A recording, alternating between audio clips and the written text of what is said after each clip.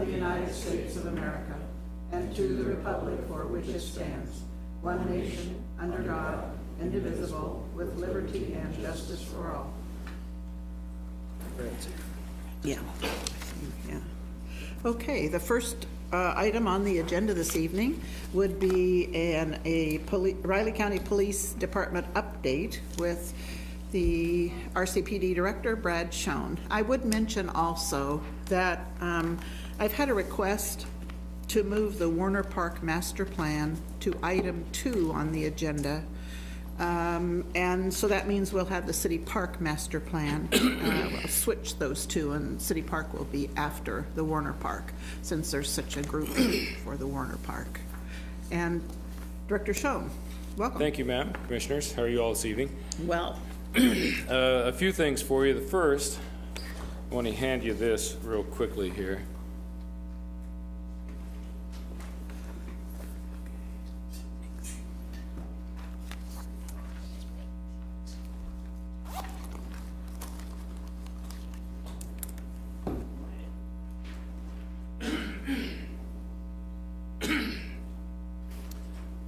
Kyle, you'll be seeing this when John comes to the meeting tomorrow. So, these are the crime statistics for Manhattan-Riley County. I didn't bring all of them with me since we're talking as the Manhattan City Commission, but I want you to notice the top chart that you'll see there. It's kind of there's a lot of information on that chart. Suffice it to say, if you look at the left-hand edge of the upper light blue line right about there, you'll see that it says actual offenses, and there are 2 columns under actual offenses. One says year to date. If you'll follow that down, you'll see it references 2017 and 18. And from that point on down until you get to the bottom of that particular chart, excuse me, the allergies are working today. You'll see what are known as the Part 1 UCR crimes, and it tells you how we're stacking up so far this year compared to the same time period last year. So what you're seeing is a first quarter comparison between last year and this year.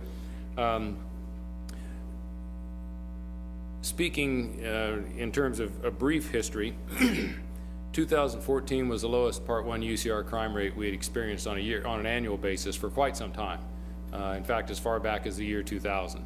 I remember telling the law board then that wasn't going to stay that way forever. I mean, it's impossible as a practical matter to hold crime at a historically low level for very long. And sure enough, what we've been seeing over the course of 15, 16, and 17, as we've reported to the law board, is relatively minor increases in crime, though there have been some standout numbers in there. When you view Part 1 crimes as a total, the increases haven't been alarming, but there have been some minor increases nonetheless. So when you look at these numbers, what you see, at least so far in the first quarter of this year, is that the UCR crime rate for Manhattan is down 19.5%. That will be close to the bottom of that first chart. Just to the right of the 2018 column, you'll see the number 317. That compares with 394 for the same time period in 2017. So it's down 19.5%. That's a good start to the year. There's a couple of caveats here. Well, there's several. The first of those is that there's a lot of year left. We'll see how it shakes out. The second is that when it comes to crime rates in Manhattan, or in Riley County rather, Manhattan's the 800-pound gorilla. Most of the things that happen in Manhattan, as opposed to the northern part of the county or South County or Ogden or any one of the small municipalities, though we do track Ogden separately, as you can see. And the third is that larcenies usually drive the train on Part 1 crimes, thefts. There's just a lot of them. And so that's what usually, thank you very much, appreciate it. So that's what usually drive the train. Here you can see that that's still the case. I mean, we have a reduction of 36 incidents from 266 to 230. But interestingly, when you look at the burglaries, which don't usually drive the train, frankly, that's about as large a drop in burglaries as I remember seeing since I've been around. I can tell you that we got hammered last year on burglaries, so I think that's what you're seeing here. I think what you're seeing is more some typical numbers, last year being atypical. So that's good news nonetheless. And I can tell you this, that when you look at Part 1 UCR crime generally around Riley County, it's kind of tough to lay a finger on because it's always tough to determine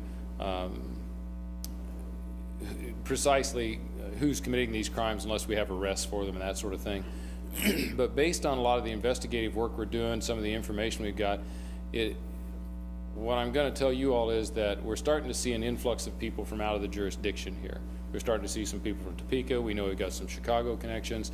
We have some intelligence on these sorts of things that obviously, you know, I'm not going to go into great detail here about, but this is a bit of a change for us. And so we're trying to figure out how to address that right now. We've got some ideas and some investigations underway, but suffice it to say that I at least want to say here, rather, that we're aware of that change and taking steps to counter it.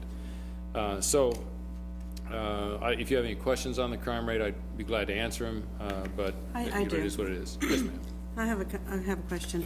So one side for the public is that it has Riley County, and on the other side you have it for Manhattan. So when I look at Manhattan, when I'm looking at the rape stats, so for year-to-date, you have 2017 at 15 and 2018 at 18, and that's for this first quarter also. Yes. So we've increased by 3 in the first quarter, and that's only in Manhattan. So I'm thinking, is that we can say it's because of our university population, but it's not just young ladies that get raped. It ranges from a whole bunch, from all kinds of ages. Certainly. A variety. So what do you make of those stats, I guess? Of that particular set of numbers? Yeah. In all honesty, if you flip over to the side, the back side of the page that Manhattan was on, just flip it over from that. The first chart you'll see at the top is Riley County, all jurisdiction. Right. So if you look at those same numbers there, you'll see that in fact it's frankly a dead heat compared to last year, 18 to 18. So there's been no increase or no decrease. That just means that there have been a few more rapes in other locations where they didn't occur last year. In point of fact, 3. And you could probably look through the chart pretty quickly and figure out the one right below that is Riley County excluding Manhattan and Ogden. That would be the rural portions of the community.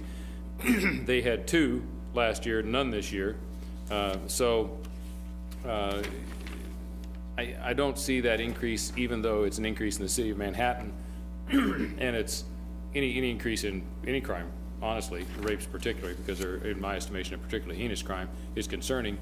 But when you look jurisdiction-wide, it's pretty consistent. And when you're talking about a variation of 3 in one of the 4 reporting entities, I'm going to hazard a guess that we won't see anything significantly different in terms of causation than we've experienced over the years.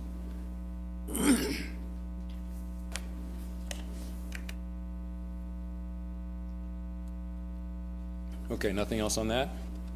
All right. We did see a robbery increase, but that's We did. from 1 to 6. But 1 to 6 or 0 to 6? 1 to 6, you're right. Okay. I did ask about that just today. In fact, about 3:30 this afternoon, I went over and talked to one of the sergeants in investigations. There's no discernible pattern there. There are a wide variety of things. Frankly, we think one of those is a false report. It was an individual from out of country who had reported 3 robberies in 6 months, and every one was the same. Somebody pointed a gun at him and took his stuff. He's now left the country and gone back home. actually, it was the percentage probably that got our attention. Yes, exactly. One of those was unquestionably legitimate. It was a business in town that was Yeah. robbed at gunpoint. That case is under investigation. We anticipate forwarding it to county attorney's office shortly. There are others that are not what you might typically think of when you think of a robbery. One, for example, was a young woman walking home from Aggieville, had her purse just stolen from her while she was walking home. That's technically a robbery, even though no weapons involved, because it involved force. That's half of the 6. And I can't tell you exactly what the details were on the other half right now, but I do know this: there was no pattern in it. That's fine, thank you. Okay. Next item on the hit parade was actually I bring this up by virtue of some questions that Commissioner Dodson asked at the law board meeting, and I can't remember whether it was last or the one prior, but you'd inquired about the drone program, and so a quick update on that. Well, I say quick. There's a lot going on, so if I run long, just tell me to cut it off. Policy development, at least on the part of the people who are responsible for the drafting phase, has been completed. It's been forwarded to staff for review. They talked with the assistant director. He plans on getting that out shortly for staff review, and then it'll go past legal and all that sort of stuff. So we're well down the path of policy development. Standard operating procedure is still in development by the crew who are running the show. They anticipate having that up probably within the next month or two, and then it'll undergo a review process similar to policies. Equipment-wise, and I remind everybody that we're kind of in an experimental phase. This is a pilot phase, figure out whether we want to continue this program or not.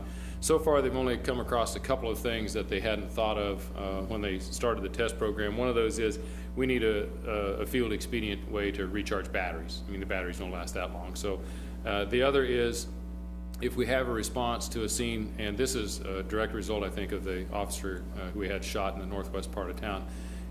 If we run across a scene where we need some sort of a command post that needs to be able to observe what it is that the drone is seeing, much better to do that on a larger screen TV that we can hook up to the drone. So we're going to pick up one of those. Those costs are, in terms of the program, relatively inconsequential. And in terms of the overall budget, we had programmed out something on the order, in fact, it was right at $30,000 for this pilot program. So far, we've expended less than that, having accomplished most of what it is what we want to do. The chief expenditures have revolved around the purchase of equipment and the training. I think the training was $9,500 and the equipment was like $12,500. So we've got a little bit of money left there, and these odds and ends like this, we hadn't precisely programmed in what the odds and ends were, but it's like when you take a bid on construction. I mean, they basically say, well, we're going to wing it and say we need an extra 10% just in case, and we knew there would be something, and that's what's cropping up here. On the community relations side, we've tried to be really transparent about this, witness this conversation here among others. I've talked to the community advisory board, the law board. We've talked about it on K-Man. I've been to the chamber. For his part, Sergeant Woods, who's organizing this, has talked with the city attorney, the city prosecutor, the county counselor, the RCPD attorney, the KSU associate general counsel, Manhattan Airport assistant director, the air traffic manager, and then some city staff as well, just to try to get everybody's feedback and input on this. And as we continue to receive inquiries on this, I'm sure there'll be more public presentations as well. I mentioned the training already. That's pretty well a done deal at this point. We got one of our guys that's completed the training, is struggling with the testing phase in order to be certified, so he's got a deadline he needs to get that accomplished by. We'll see whether that happens or not. There have been a number of training flights. Probably the biggest holdup at this point is the FAA Certificate of Authorization, the COA. We had to work that through the county, and when we sent it in, the FAA took a look at us and we requested that we be the ones who received the COA. The FAA took a look at it and said, well, Riley County Police Department, Riley County, no, we're gonna do it with the county. They have no conception really of how we're set up jurisdictionally here. So Clancy has agreed he's gonna try to explain that to him, because the county also agrees that we ought to be the ones getting the COA, not the county. And it remains to be seen if we can't get the COA, whether the county would be interested in doing that on our behalf. There's no use playing that hand until it's dealt. So, we'll see what develops with that. Just a couple more things here. Operationally, even though we don't have the PD doesn't have the permit yet, the guy who's running the show for us, it does have a permit, and they can fly under his authorization. And to that extent, I've authorized two operations so far, and as it happened, they both occurred on the same day. There was the officer involved shooting in Wamego. The Kansas Bureau of Investigation called us and requested an overflight of the crime scene, since it was rather lengthy and spread across town, as a way to sort of give any potential jury a realistic view of how this thing went down. And while he was over there, we got a call about an autistic child who was lost, but before he could get back from there, we had managed to locate the child. So those are the only two call-outs, and one of them was canceled by virtue of having located the child. No, I'm sorry, the last thing I had was expenses. I've already talked to you about that, so you know where that sits. If you have any questions or thoughts or input on that, or suggestions as to groups who might be interested in hearing about it, because the last thing we want is for this to be a surprise to the community, I'd be happy to entertain those. And if you think of it later, just shoot me an email or something, and we can contact them or something like that. Any questions on that? Real quick update on the LEC storage building. Those of you who are on the law board know this, but the law board some time ago voted to authorize a letter of need to be sent to the county on the storage building, which is going to be added to, well, possibly be added to in the southeast corner of the lot. The BOCC's been dealing with that issue. The last meeting I was at where they discussed it, they authorized Leon to go out to bids. The architect has completed the packet that's necessary for that to happen, and there's a pre-bid conference scheduled. I can't remember off the top of my head the date. It's sometime in early to mid-May. We'll have some people there. The county have some people there. I believe, given the vote they took, their intention is to actually bid it, and then we'll see when it comes in how much it costs and whether it's something they're able to pull off or not. So just a quick update on that. Questions? Okay, the last thing I have has to do with traffic enforcement. I can say honestly that I've been contacted probably by more people in the last 6 months about traffic concerns. Some of you among them, some of the law board, some of the county commissioners among them, but just Joe Q public. I mean, at church, on the street, when I'm downtown, at restaurants, and they all kind of say the same things. People are just starting to drive crazier. The speeds are going up. People are running red lights later. Big trucks are running red lights later. And that's been going on for a little while, but when we looked at the accident data, and I know, for example, that we were writing fewer tickets. I know that's generally true statewide as well. It's been in decline for some time. But locally, when we look at our accident data, particularly when we look at accidents that are preventable, that is, those which are caused by everything but animals and weather, because there's not much you can do about animals and weather. Deer runs in front of you, the road's, well, you cannot drive if the road's snowy, but let's be honest, as soon as it snows, there's gonna be a lot of accidents. So we don't count those. Those rates have remained relatively steady, in fact, even declined up until the last year or two, but even at that, they weren't creeping up very much. I mean, it's just not very much. Hold that thought, because that lasted until we got to the final quarter of 2017, where we noticed a pretty good increase. In fact, probably more than 100 accidents in excess of what had been the case in the final quarter of any prior year, going back, I think, 3 or 4 years. Now, that didn't affect, as I reported to the law board in our goals and evaluating the 2017 goals, it didn't affect the per capita injury accident rate, which is really what we're seriously interested in. People have wrecks all the time, but when people have wrecks and get hurt, then we start paying a lot of attention. But I don't think, speaking practically, that when accidents start shooting up, it's not going to be very long before injury accidents go up correspondingly. And we saw a little bit of that at the tail end of 2017, the last quarter, but we saw a fairly sizable increase in the number of overall accidents.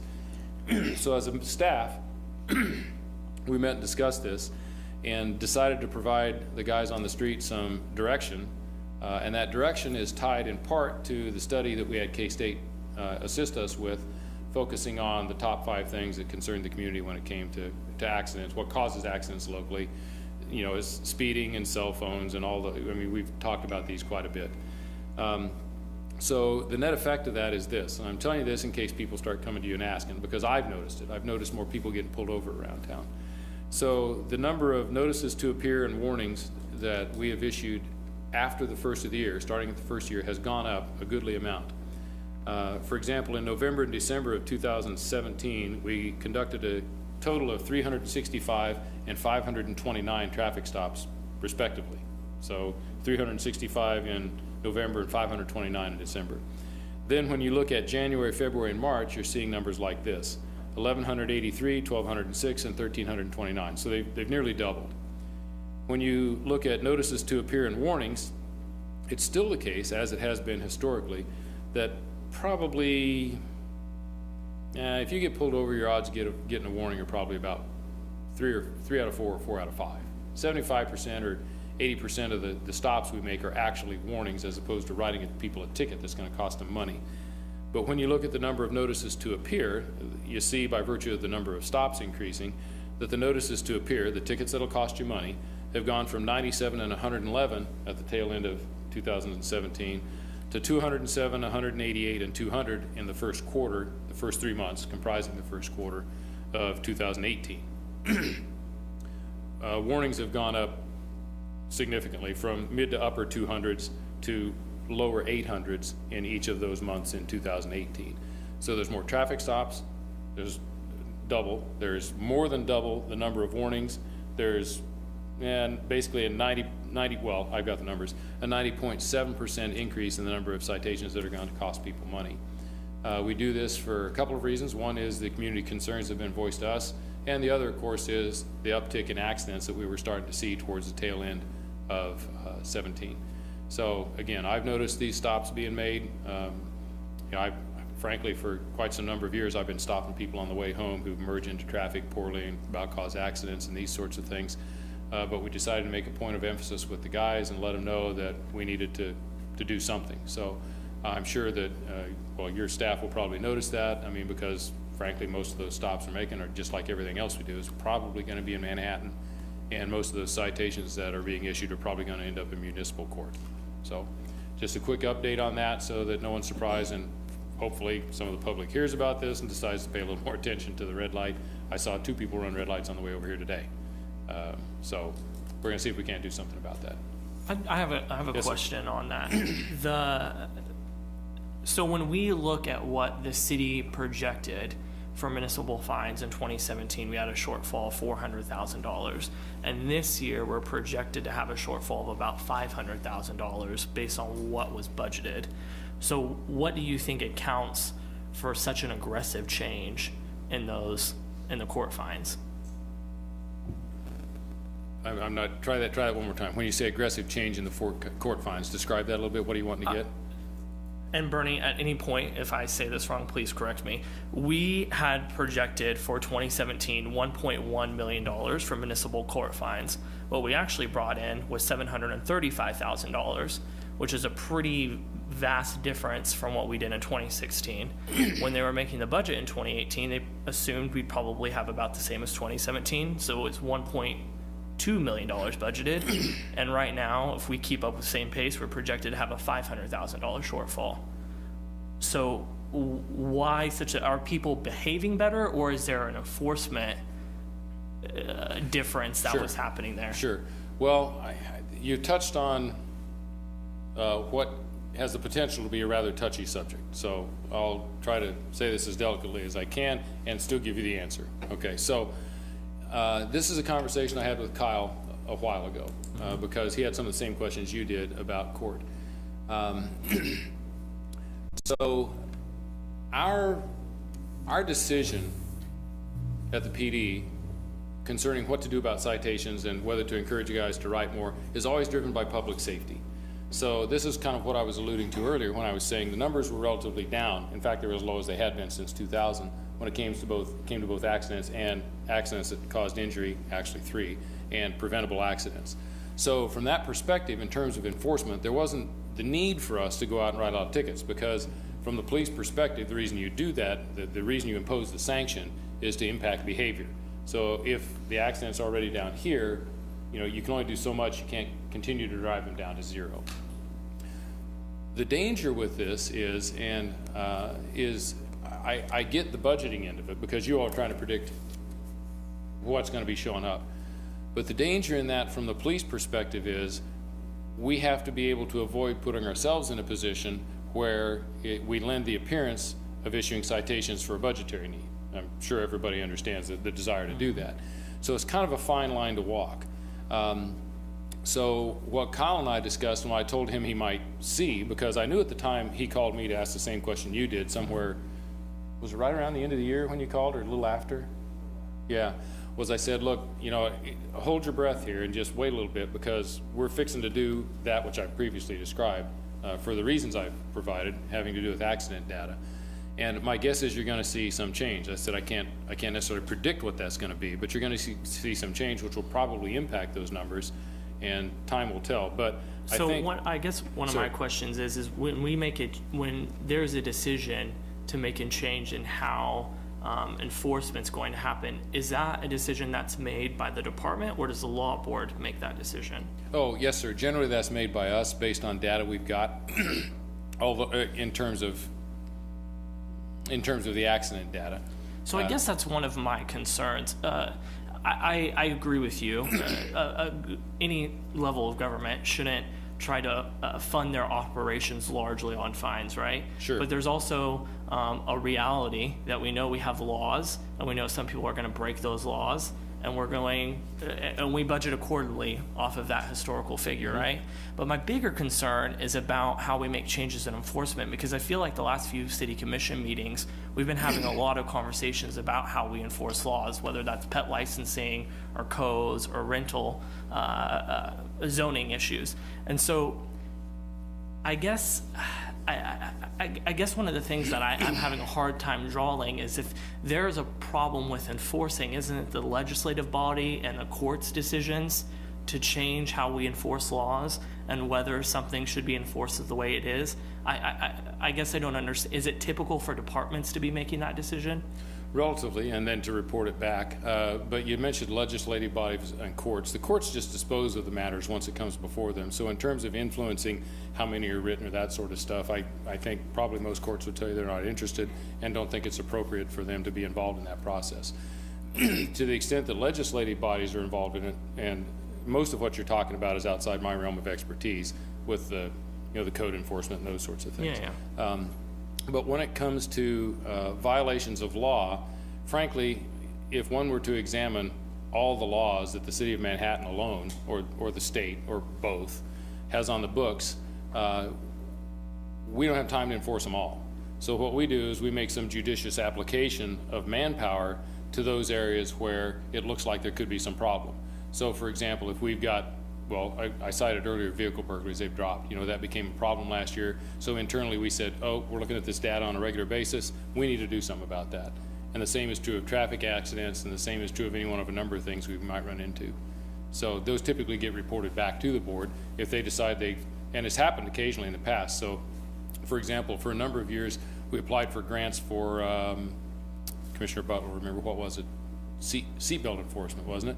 And so we had done seatbelt enforcement for a number of years, and we would report that to the board every year and apply for this grant. And the board, several years ago, how long has it been now, Commissioner, 6 years ago, 5, 6 years ago, said, no, we don't want you to do that anymore. So we stopped. There were, I'm sure, political motivations for that. I mean, people were probably saying, hey, we don't think it's right that you be pulling people over for these seatbelt violations. I guess, thank you for that explanation, because that helps a lot. And I understand. I think the thing that I struggle with is, because we have such a unique setup with RCPD, if those decisions are made internally, departmentally, how do we hold you essentially accountable for those decisions? That in the long run was probably the right decision, right? But if you, internally we make those decisions, who do we hold accountable? If the law board, who's a body of elected and appointed officials, aren't a part of that decision-making body, and in a lot of other entities you have an elected sheriff, again, who's making those decisions probably. So there's like there's a way that you can hold people accountable for those decisions. And so that's one of the things that I guess I'm struggling with connecting.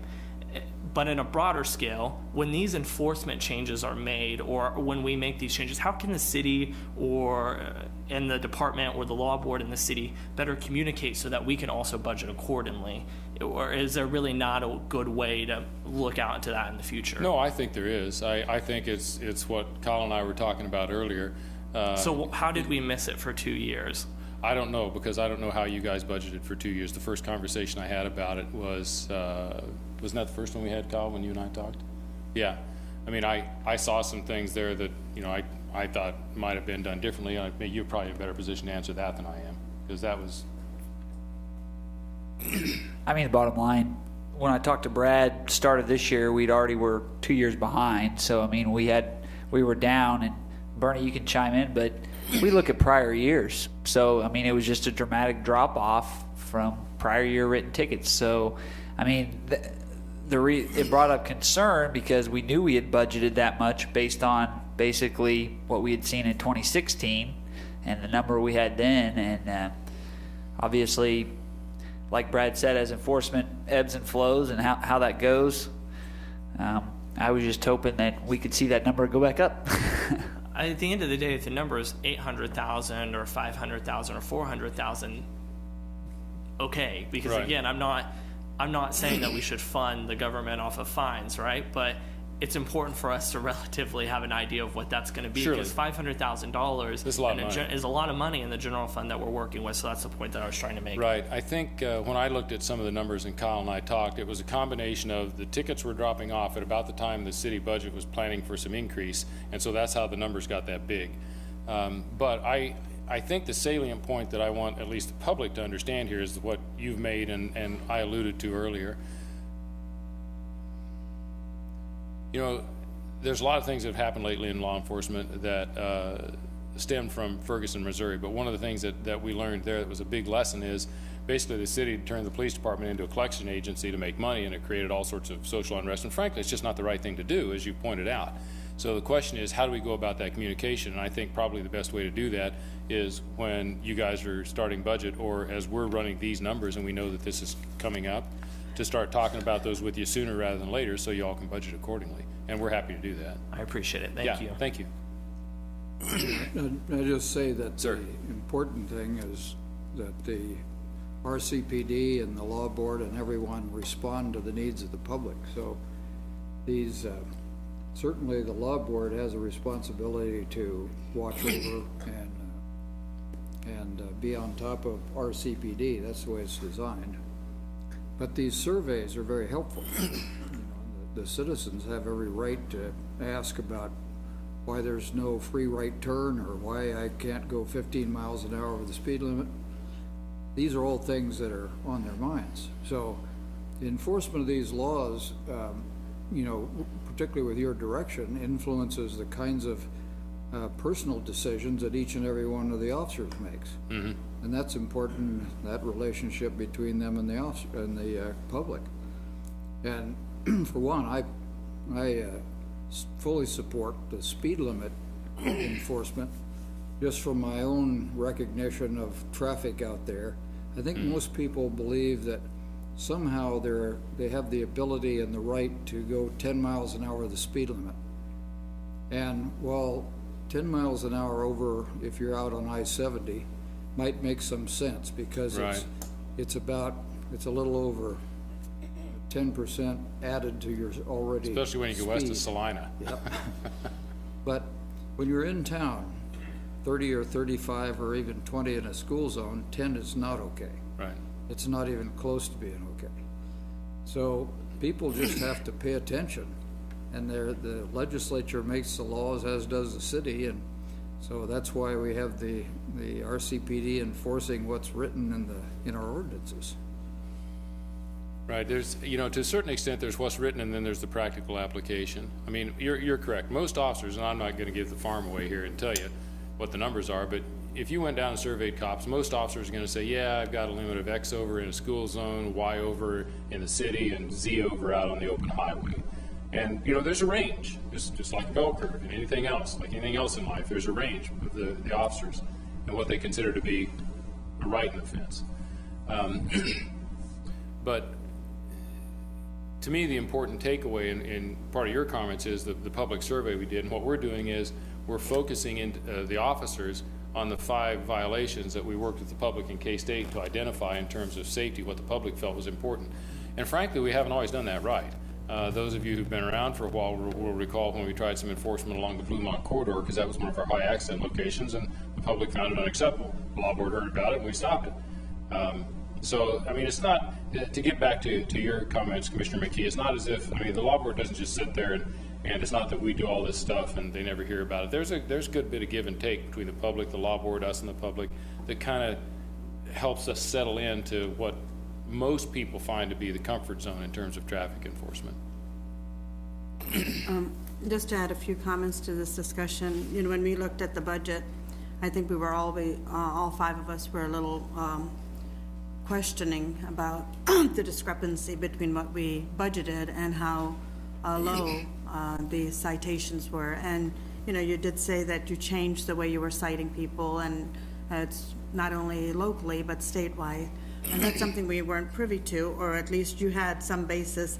I think my my fear is when we cite, it's extremely important for a police department to be very consistent, because in an age of implicit and explicit bias, we don't want you to have the option of picking and choosing who's being cited.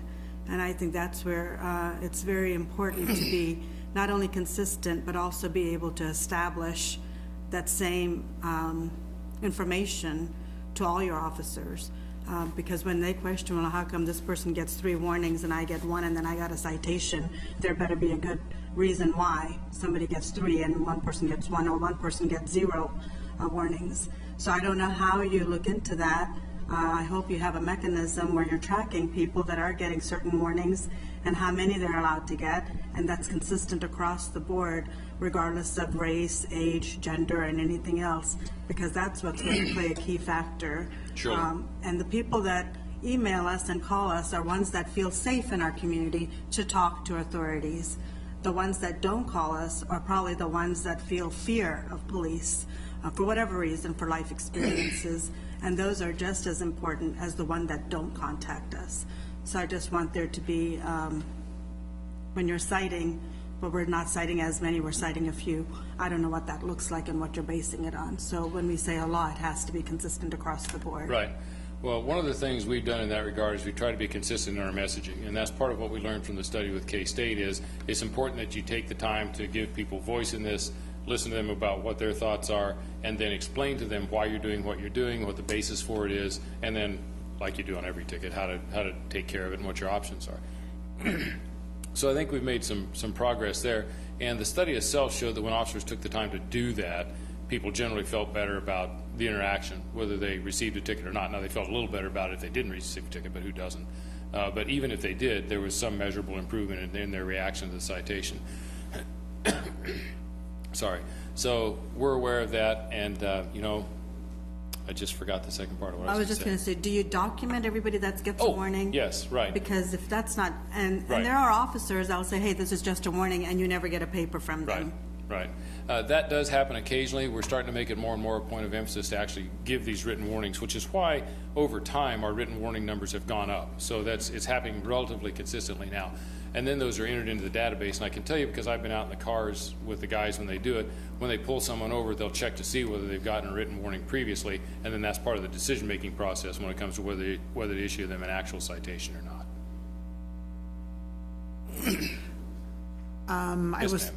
You know, education is an important part of trying to enforce anything.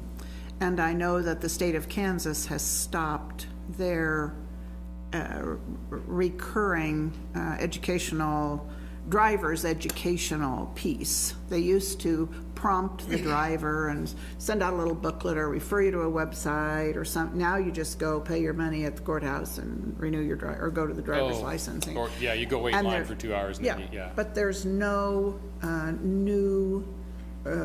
no opportunity for a driver necessarily, at least I haven't followed the path at least, to renew the information, like, now, how far can I park from that stop sign? Surely. Or just some of the basics is what I'm thinking of. And I wish there were a way that we could assure better education, because except for your initial license, I think it's non-existent anymore. Yeah, I just renewed last week, and you just kind of go out, get in line, take your time, pay your money, and answer a few questions. That's all there the is, extent of it yeah. now. Right. The Kansas Driver's Handbook is online. Yes, it Dated is November online. of 16. Say again? Dated November of 2016. So it's there. It's available, right? You know, I may take that and go back and talk to Haley, and maybe I can get her to, we've got a good number of followers on her social media, see if I can get her to get something out on it. That'd be great. Yeah. Just some of those things, like crossing a double yellow line, making a left turn across Yeah, a you're double not yellow. supposed to do that. Most people don't know that. Well, there are probably 6 common occurrences that your officers and cite people for, and it just seems like those would be the main ones to hit on, Yep. education-wise. And maybe the city could find a way, or the county, or the law board. Do you get statistics about traffic infractions? Okay. We've got a special study going on right now, and we looked at some of those. Maybe there were 5 things that were predominant Okay. on what I'd call minor infractions that people don't pay attention to, particularly after 1 o'clock in the morning. So, I mean, you can, nope, they didn't stop before they came out of the driveway. They didn't signal 100 feet before they turned out of a lane or into something. Turned in the when wrong They turned lane. out of a 2-lane highway into a 4 with a left turn. They turned into the outer lane rather than the inner, the closest lane. So, yeah, I mean, there's probably 4 or 5 of those things that we discovered, and those are maybe a good starting point. Most common. Well, thank you. Are there other items for discussion? Is it time, have we had, well, it's been a while since we had an update on the shooting range. I know nothing more on Okay. that past what occurred about a month ago when the county withdrew the agreement. Agreement with Fort Riley? I haven't heard boo about that. I was just talking with somebody about that today. I was gonna give Clancy a call and see if he'd give me an update. I think they have some thoughts, but I don't know what they are, and I haven't been in a meeting where it was discussed. Thank you. Yes, ma'am. Are there any other questions? All right. Director Schoen, right. thank you very much. Have a nice night, y'all. Appreciate the update. Yes, ma'am. The next item on the agenda, as we discussed, will be the Warner Park Master Plan. We've shifted the order. We have a whole class of landscape architecture students here, and we thought we would just shuffle the agenda. So City Park Master Plan will be at last. And we have Wyatt Thompson, who is an Assistant Director of Parks and Recreation now, right? Yes. Good evening. I'm not going to stand up here very long.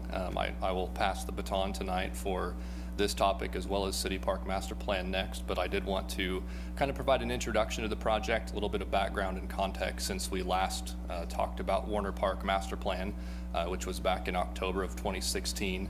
At that time, we presented the previous commission with a proposal to hire a consultant to master plan the park in 2017, and we received direction that evening to find a way to do the plan in-house and or partner with K-State to get that plan drafted, and so that's what we've been working on.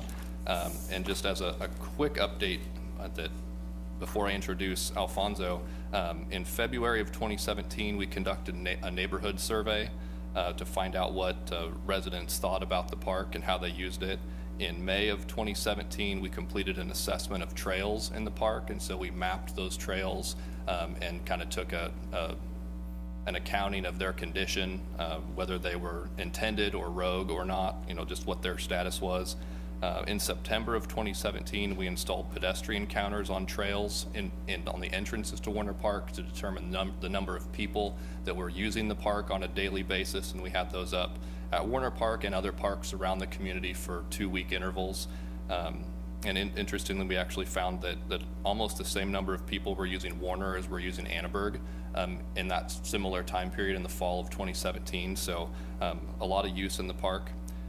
In September and November of 2017, I had a couple of meetings with the Little Apple Disc Golf Club to talk about their desires for expanding the disc golf course and just some design considerations, some planning considerations that we would need to think about as we took that into the master plan. In December of 2017, we finalized an agreement with the K-State Landscape Architecture Studio, and so then that got them ready to start their work in the spring of this year. And very happy that they're all here tonight. Appreciate their presence and the work that they've done. Of course, the park board was kept apprised of all of those activities as we went through 2017, and then there were also several phone calls and meetings and emails back and forth with neighborhood residents and things that were curious or about the park and what we were intending to do. So that's kind of the last year in review. So now I'll introduce Alfonso Leyva. He's our park planner. I don't know if you've all had a chance to meet him or not, but he came on board in December, and this was one of the first projects I handed him and said, you're going to get to know Warner Park really well. And so he will kind of take it from here and talk about what he's been working on and where we're going to go with this plan.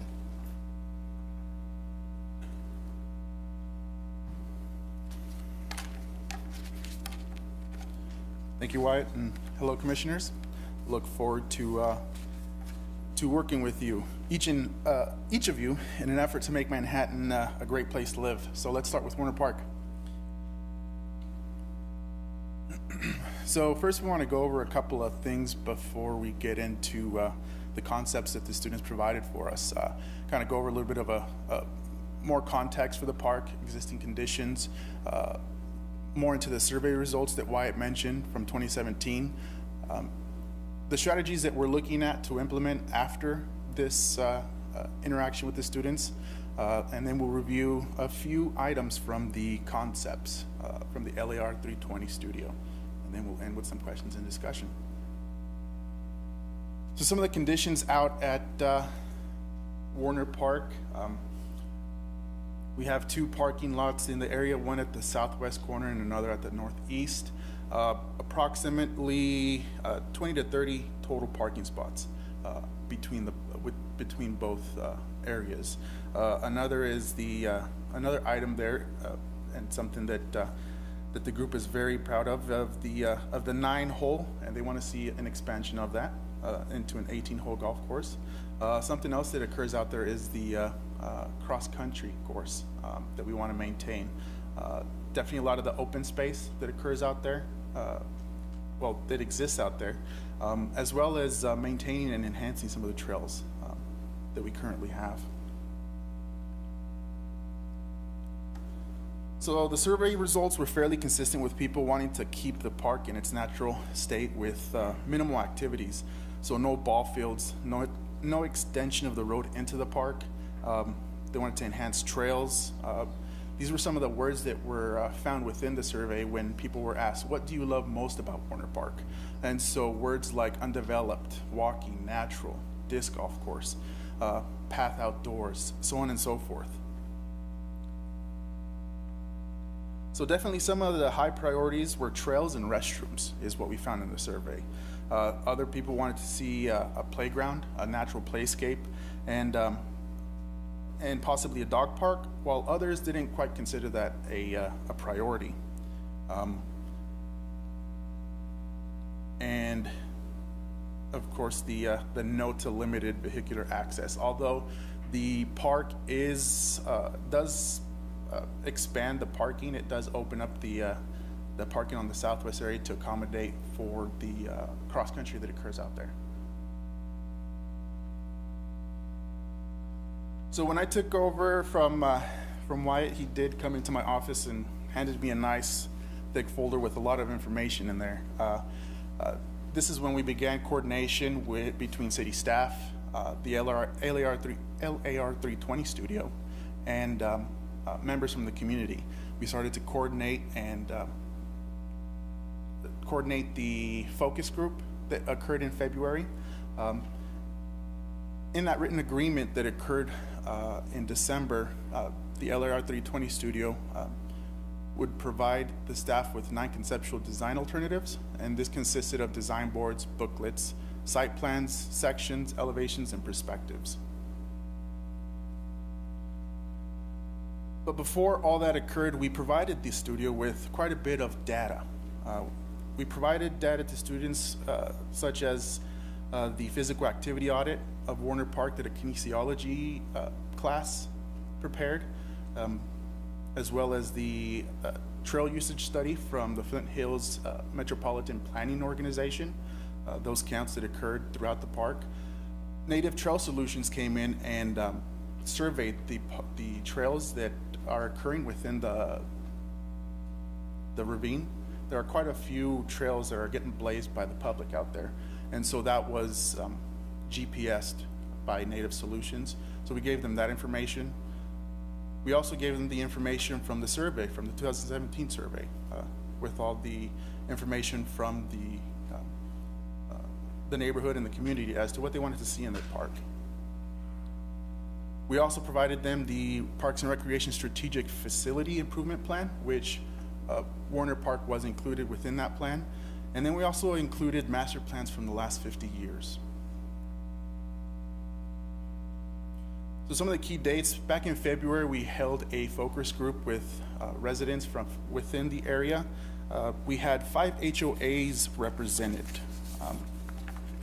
Those HOAs were Cherry Hill, Arbor Heights, Miller Ranch, Lee Mill Heights, and Oak Tree Homes, as well as stakeholders such as the Little Apple Disc Golf Club, the Manhattan High School, and K-State cross-country teams. So we got everybody in the room, we got the HOAs, the stakeholders, and the students, and city staff, and it was probably about a little over an hour discussion of what the community wants to see within the park. And I think this was a great experience for the students as well to see this occur. In March, we had a studio review with city staff, so we went to the studio and kind of discussed the projects that were, where their projects were and where we wanted to kind of direct them, if they needed any kind of direction at that point. And then, not this Saturday, but the Saturday before, in April, we had the open house out at the Flint Hills Discovery Center, and we had some good turnout and some good feedback from that as well.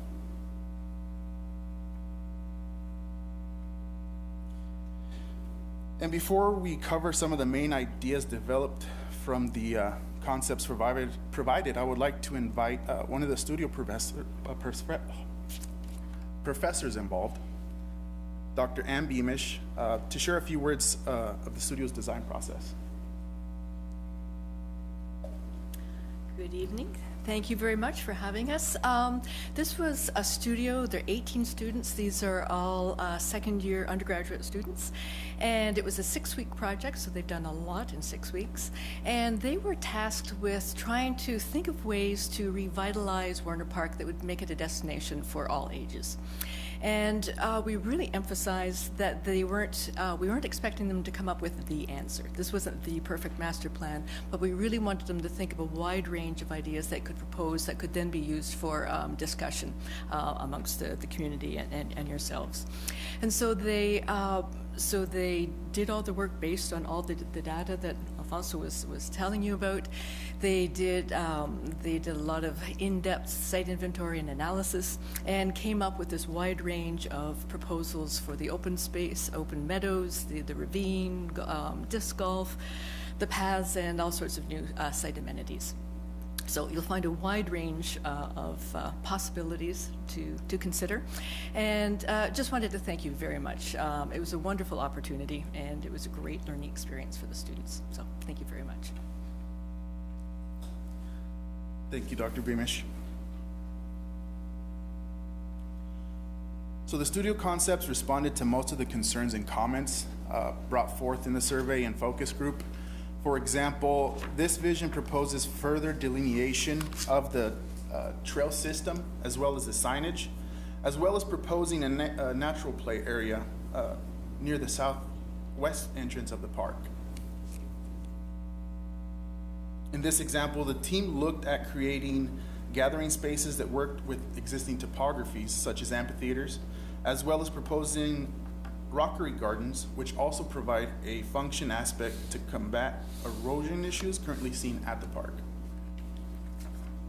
And then last but not least, some of the teams also looked at expanding the current disc golf course to 18 holes or beyond. In this example, the team is proposing extending the disc golf holes into and across the ravine for a more challenging course. This is possible due to areas within the ravine that have sporadic open spaces that can easily accommodate disc golf tees and holes.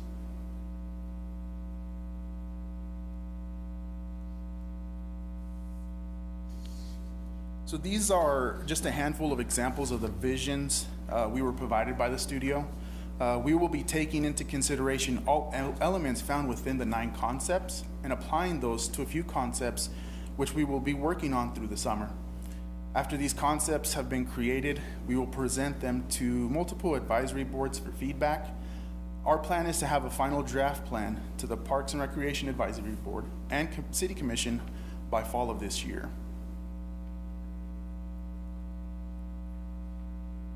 And now I would like to invite the students to come up and talk. Oh, I'm just playing. And I would just like to open up to questions and discussion.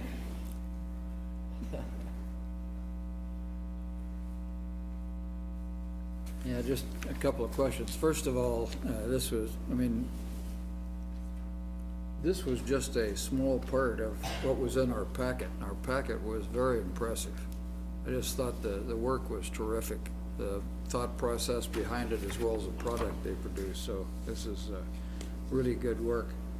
The questions that came to my mind, there's a couple of higher level questions and some specifics, but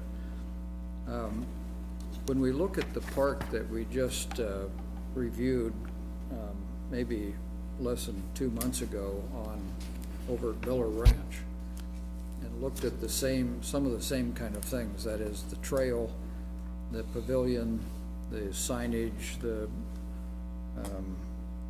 how the trail was supposed to wind down the hill and those kind of things.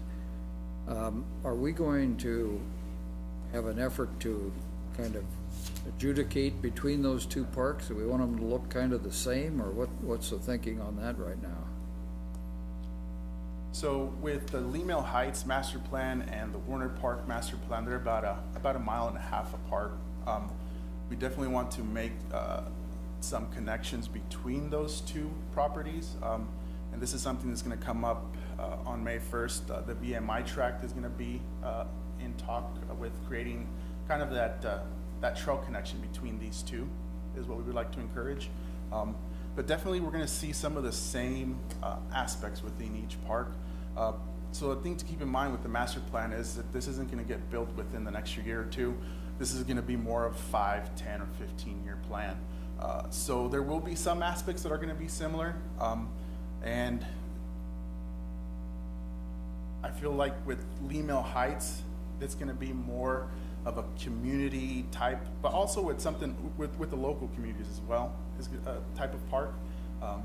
And Warner Park is definitely, a lot of the people's there, you know, they see it as their backyard, that's for sure.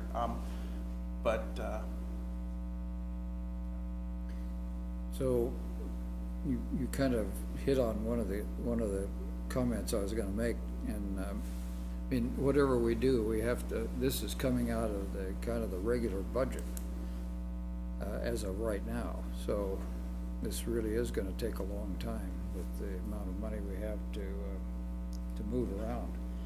And on the parking piece, you know, when you look at some of these parks, they are right next to neighborhoods, but the parks ought to have a certain amount of access to others across the city. So what is the, you know, I saw your plan for parking. That is, you have this access way down to Target parking lot. What is the parking capacity up there at the park itself if you were to drive in? So right now, we're looking at probably about 20 to 30 parking spots as it is right now. We do have that gate there that is opened during cross-country meets, and people will start to park along this area out of the way of the cross-country track.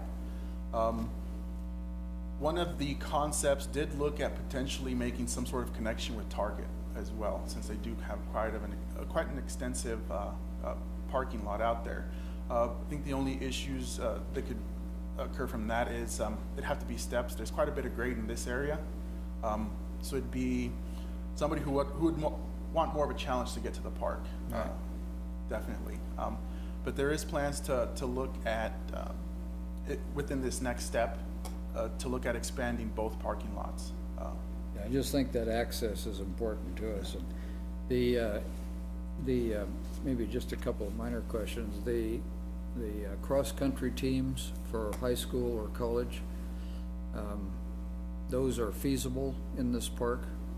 Yes, absolutely. Currently, the Manhattan High School is having meets out here.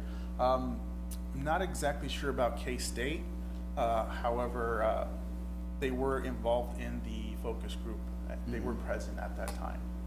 It'd just be nice to have some place where you could have Big 12 competition out there as well.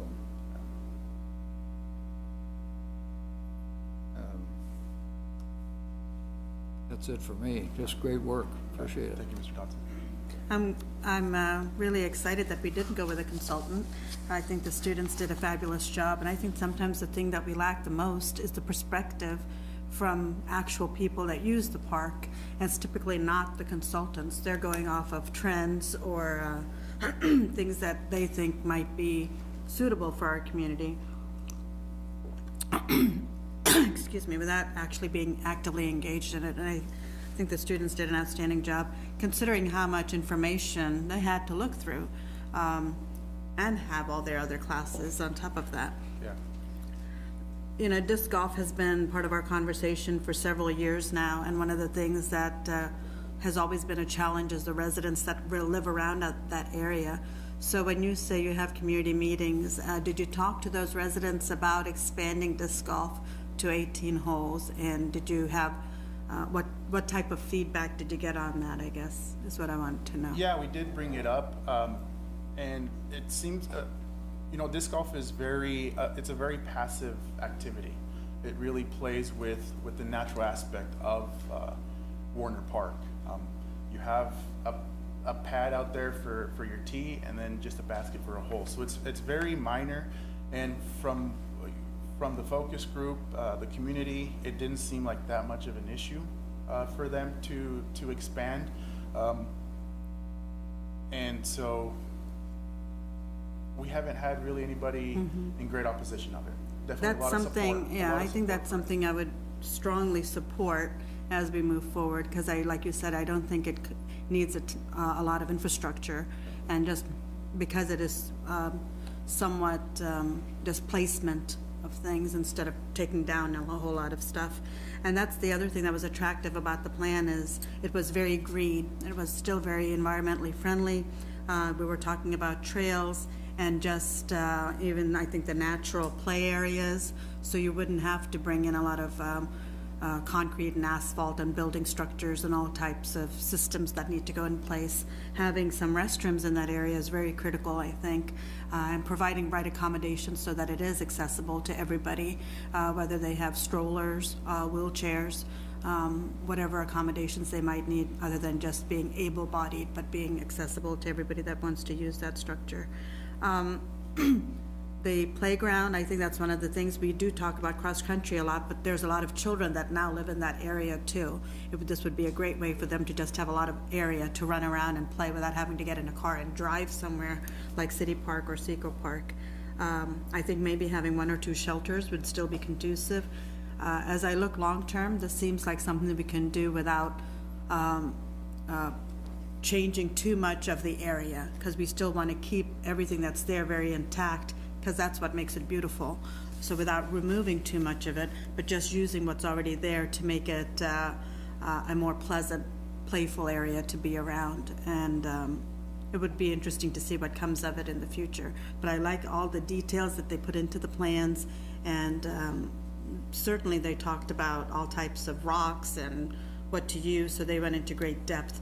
This is something we should probably look and see in 3 or 4 years exactly how we want to utilize some of these things. We may not be able to do everything, mainly because of funding, but certainly we can do 4 or 5 of these things and make it very pleasant for that area and for the community members. Absolutely. Thank you once again for all your hard work.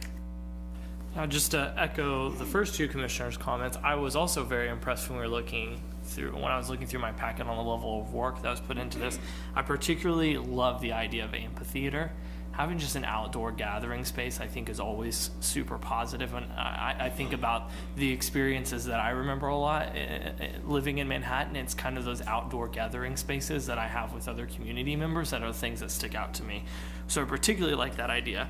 The only question I had, and you already kind of answered it, but so first and foremost, I'm glad that we're having a conversation about disc golf. The very first call that I got after I got elected was from a disc golfer asking me what I wanted to do with disc golf, and I was very caught off guard by it. So I'm very glad that we're having this conversation. One of the questions that I had is, so obviously one of the priorities is to keep this somewhat undeveloped. So does disc golf develop it too much, and does it fit in with this, or would disc golf make more sense at a place like Annenberg that's a little bit more developed? I don't play disc golf, so that's why I'm asking. What are the advantages of it here versus another park, I guess, is my main So question. Annenberg is very just open. There's not a whole lot. I mean, if you stand at a tee, you could probably get a basket. I mean, how much challenge is there in that? You know, maybe some disc golfers prefer a little bit more challenge. So something like Warner Park, where you have trees and you have just that little crack just to get something through. You know, Got it. I think that is definitely what they would prefer, is something more challenging. And like I said, just having a tee and a hole is just, it doesn't seem very obtrusive to the nature of the park. And for example, like this plan even proposes potentially doing something that could be removable. Okay, that's all I had. Thank you. Thank you for all the work. Did you want to say something? Yeah, I might be able to add on to some of the comments about this. Will you come up to the mic? We'd like you to state your name and address also. Hi, I'm James Ryan. I live in Park Place Apartments, so fairly close to Warner Park. I'm actually a member of the Little Apple Disc Golf Club, and so I work pretty closely with them to try to create this disc golf plan that you see up here. And so, I can answer some of your questions on the nature of, I guess, developing this 18-hole course. And to answer a question earlier, there are many ways to, add on to this existing 9 holes without involving any of the neighbors whatsoever. There's 80 acres there, and you don't really need that many to create a great design.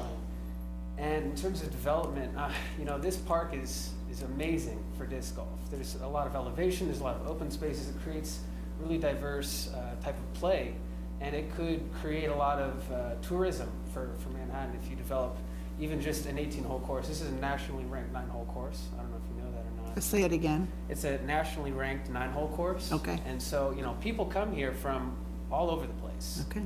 And it could host tournaments and bring a lot of revenue to the city. And in terms of development, this is a great, natural space, and there's a really good way to develop this course without really impeding on that. Awesome. Thank you. I appreciate it. Thank you. Are there any other questions, disc golf related? Before you leave, I wanted to ask about the possibility of hosting tournaments here for disc golf and what it would take. We have to have, of course, an 18-hole course. Currently, we have one at Fairmont Park. It's 8, isn't it? Yeah, there's quite a few courses here. And there's one at Tuttle Creek. There's one in Tuttle Creek. There's also one in University Park. Okay. So are we able to host a tournament now? Oh, yeah. Okay. You can And with we the do? existing- We do. We host quite a few tournaments. Okay. But see, what makes Warner Park so unique is that it has the elevation, familiar with Flint Hills, and the other parks don't really have that. And so this creates a very unique challenge that might bring more people Okay. to the city. And I know that several of us on the commission have been interested in expanding this to 18 holes for a couple of years now, so we'll keep at it. That's great. I would also Okay. be very interested. I just wanted to add that I think in Emporia, they have an international disc golf tournament, and they have thousands, hundreds of thousands of people come from around the world. So, and that's not that far away from us, so. That's actually a weekend, next weekend. The Glass Blown Open. There's going to be thousands and thousands of people renting hotels, to be there for this tournament. And I envisioned with this design that, Manhattan could be one of these places. Because, there's quite a lot of potential for Warner Park. Okay, Thank you. thank you. Appreciate it, James.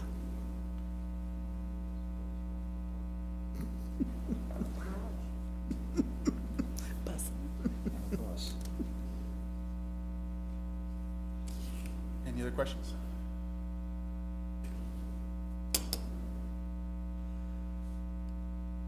Is there a potential to expand to 32 holes at this park?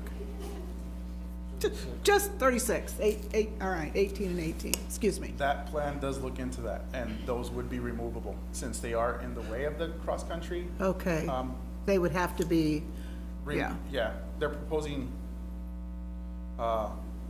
potentially expanding to 36. Yeah, But these okay. would be more removable since they are within the large open spaces and the area where the cross-country does occur. And how difficult is it for the park department to place a basket, I guess what you'd call it? It's not that difficult, is it? I mean, You have a concrete, maybe some sort of caisson, nothing too extensive, I don't believe, no. I think the ones at Tuttle Creek aren't, I don't remember concrete there. But anyway, I just wondered if it's, so you're basically saying they can be more temporary and removable and We can, okay, good, that's good to know.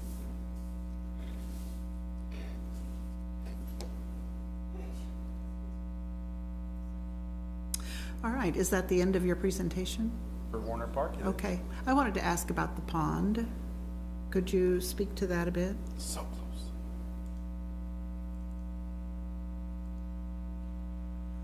So the pond is definitely a lot of runoff from the area, particularly Miller Ranch South. There have been some concerns with the community, with some of the residents in the area. There are some aesthetic issues. Also, algae bloom that occurs there. So it's definitely going to be, I want to say, a big part of our exploration moving forward as to what we want to do with that pond and what our options are as well, and involve Public Works, since it is something that involves them. So we might not even use the pond as part of the park, is what you're saying? It could The be- exploration of the could be master problem- plan is going to definitely Could be so answer that question. problematic, okay. All right.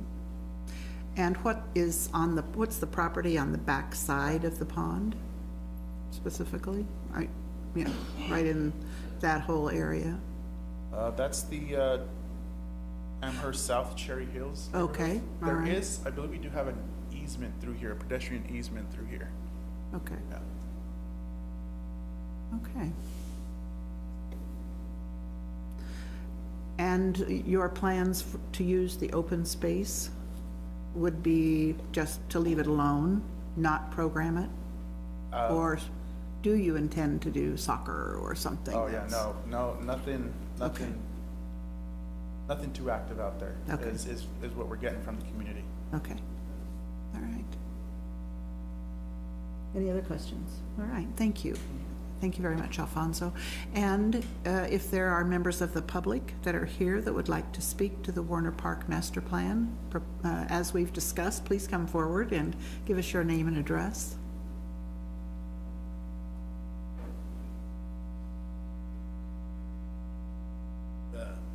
I'm Charles Reagan, and I live on Cherry Hill. Okay, And our house was built 29 years ago. And at that time, this is a piece of history, and I'm happy to see it's not going to be repeated. The roads in Warner Park were open to vehicular traffic, cars, motorcycles, dune buggies. There were unending beer parties, drug deals, drug parties, and it was impossible for the police to do anything because as soon as the car came in the entrance, there was only one entrance, they scatter into the woods. Nothing appears to be going on. So the vandalism of the structures in the park, the benches, the shelters, the grills, was excessive. But because the residents around there don't have fences between their yards and the park, the vandalism also included up into the backyards and patios and decks of the surrounding houses. That's why it got close to vehicular traffic. And of course, we will be very opposed to seeing that open. But I'm very happy that Wyatt, Alfonso, the students see the value of keeping that a closed park and take care of the parking on the various edges. Also, there is an access to the park, a public access from Cherry Hill Street. And when there's the high school cross-country matches, people park on both sides of Cherry Hill, all the way up and down up on Fordham as well, in order to use that north access. So I'm very appreciative of the openness of Wyatt and Alfonso. We've had several conversations. Alfonso showed me the students' diagrams. I'm amazed at how inventive and clever many of their solutions for various things were. I think that in virtually every one of them, there's something interesting and would be a real addition to the park. great. So, thank you. It's great to hear. Does anyone else wish to speak? Are there any other neighbors here? Do any of the students wish to speak at all? Okay. Appreciate, I'll close the public comment period. And Alfonso, do you have anything as a wrap-up? Look forward to working on this. We have extended an internship to help with this master plan as well as City Park, and we have extended it to this class as well. So we're taking applications and we'll see where it goes. Very good. Okay. Thank you very much.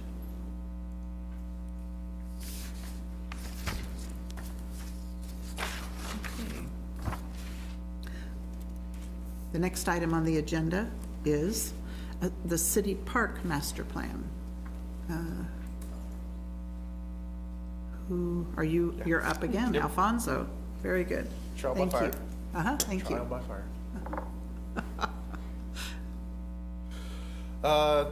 So to recap, what we're gonna see in this presentation, we're gonna do a little recap of the community engagement that happened in 2015, as well as review concepts A and B slightly, and then present concept, that should say concept D. We will be presenting concept D. But before we begin, I just want to state that during the initial master plan process of 2015, a few major questions arose that needed answered. Those questions were, is it feasible to have a covered pool within City Park? The other question was, should City Park contain 6 or 9 tennis courts for high school tournament play? The feasibility study, completed toward the beginning of 2017, answered those questions, and it determined that those activities would be better suited at Seco Park. So then that brings us now to 2018, where we're ready to complete this master plan before the end of the year. So City Park is definitely considered the gem of Manhattan, Kansas. City Park is unique because it was platted as an open space when the city was first founded. We have many activities, both passive and active, within the 46.5-acre park. Most of the parking within the park is gravel currently and can fit approximately 570 vehicles with 88 spaces along the western and northern edges.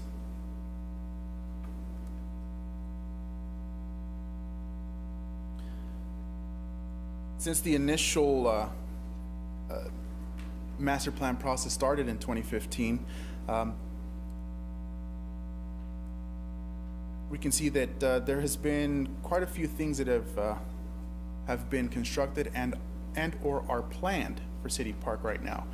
For example, we have, and something that I'm working on as well with the Public Works, is the Fremont Rain Garden bulb outs, which we plan to get constructed at the end of this summer or at the beginning of fall.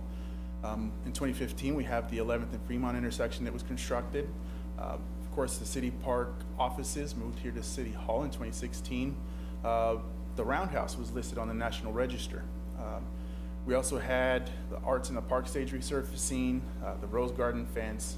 Johnny Call Plaza is set to get constructed this fall, as well as the 11th and Points intersection this summer, as well as a couple of other things that have occurred since 2015. And so as seen on this slide, my predecessor was very busy in 2015. There were 12 advisory board meetings, 15 public interactions, and 2 surveys with over 1,900 responses. So after the first survey was complete, 2 concepts were developed in response to the results of the survey. And those concepts were A and B. So big picture, concept A prioritized pedestrian bicycle access to and through the park. It eliminated vehicular traffic through the park. It consolidates and reduces the amount of parking, and then enhances activity areas and improves quality of green space.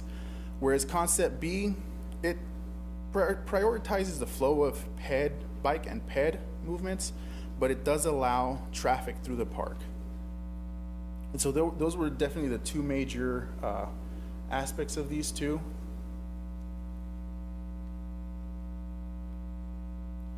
So upon being tasked with completing this master plan, I reviewed the video and processed feedback from the last time the master plan was presented to the City Commission back in 2015. Feedback from the community in the second survey was also taken into consideration when Concept C began to be developed. Overall, concepts of the master plan includes keeping the more active sports toward the center of the park, while maintaining a spacious and green belt along the edges. So starting here at the southeast corner, we removed the pond, which was seen in Concept B. It was one of the items that the City Commission mentioned then, that a concern was definitely the maintenance of a pond. Implementing a pond, something that we have out in Annberg. Moving north, we are looking to expand the playground as well as incorporate a new nature play space.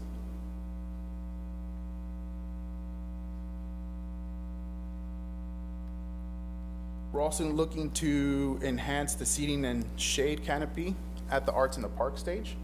The new pavilion area would get some enhancements. We're looking to repurpose the old park building. City staff sees a value in repurposing the old parks building for new programming. We're also looking at enhancing Wilson Field. So those enhancements would include upgraded player and spectator amenities, a potential of possibly putting in turf, something along those lines. Wilson Field is used by the freshmen out here from the high school. Also, we're looking to incorporate some large open space where we could program some soccer. Currently, there's not a whole lot of irrigation out there, and with that, the grass struggles. So we're looking to incorporate some irrigation where we would get great open space for programming those soccer, for example. One of the things that we've also looked into is putting in new tennis courts with pickleball striping. I got a request actually this afternoon by a citizen asking if that was something that we're looking into. And when I sent them this plan, they were quite happy that that is an option.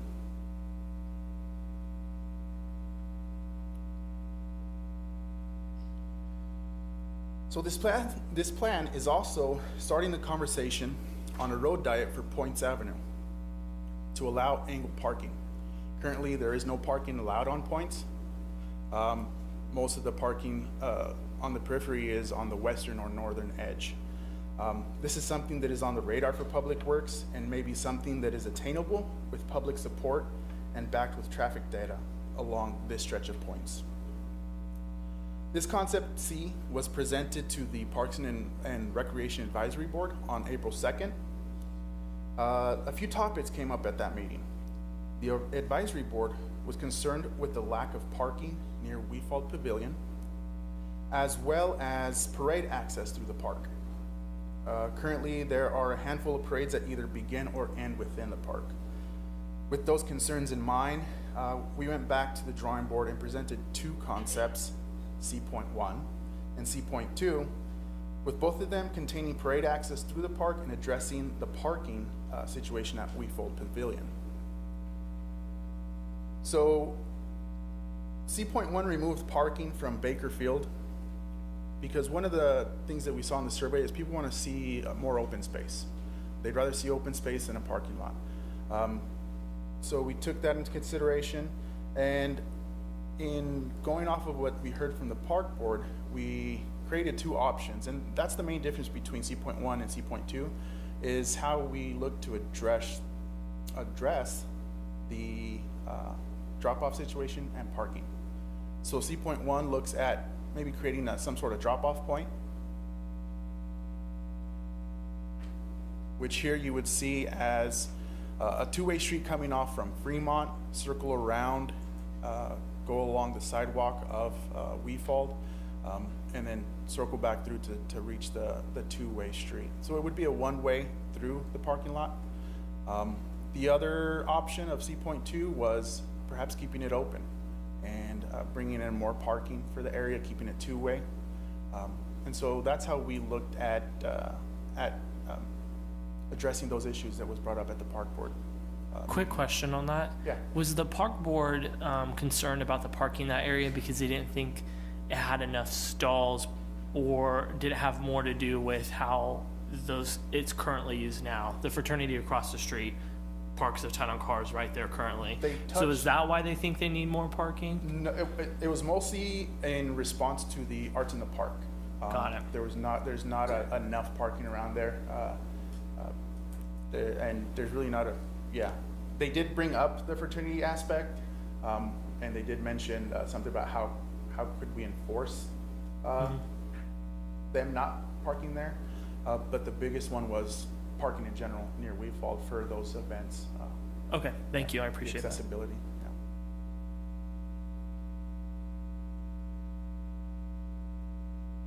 And so the other item that they brought up was the parade access. Currently, the parade starts down by Humboldt and goes all the way up near 12th. And so they were concerned of, all right, so how are we going to start or begin parades? And so something that I looked into was potentially opening up a spine within the park, a 10-foot trail with a 2-foot relief on each side, enough space for the parade to go through. So this could be done with mountable curbs and bollards at each end. And these bollards would be out of the way of bike and pedestrian corridors, but it'd be something that could be easily removed in those handful of times that we would want this type of access through the park. What parades, that one threw me, what parades are we talking about going through the park? I am not certain on the exact parades. I think the only one that starts in the park is the St. Patty's Parade. It's historically a smaller parade, and it just circles through, starts in the park and circles through Aggieville on the typical parade route. All the other, I think there's 4 or 5 other parades that we have on an annual basis, and all of those other 4 or 5 start at the mall or in the downtown area and then come up 11th Street through Aggieville, and those end in the park as kind of and then you disperse from there. Thanks.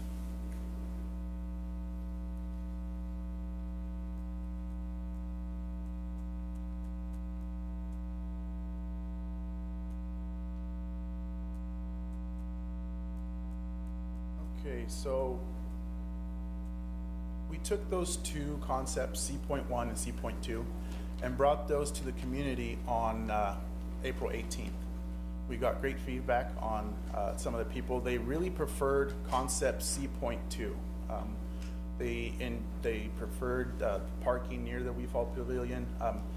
With the Weefald Pavilion, it's used not only during the summer with Arts in the Park, but also with the ice rink in the winter. So having parking nearby for that was something that a lot of people were really liked about the concept C.2.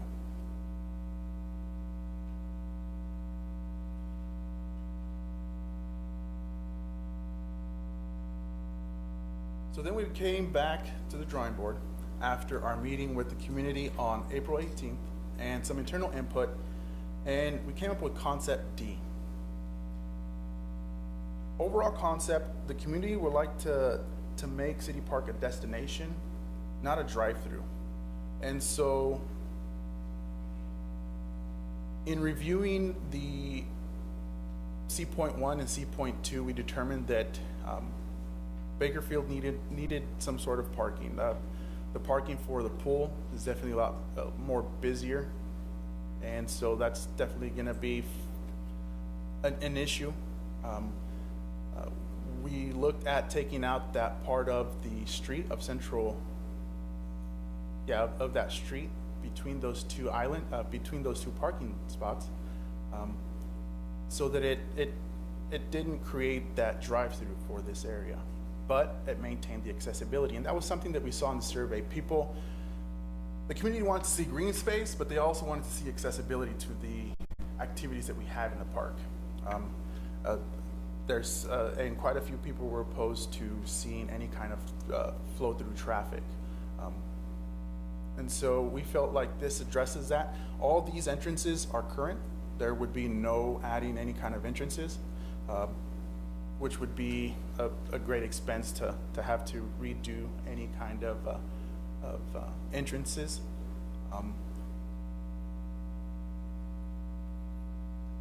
The major part would be taking out that road, and that'd definitely be something that could be in the first phase.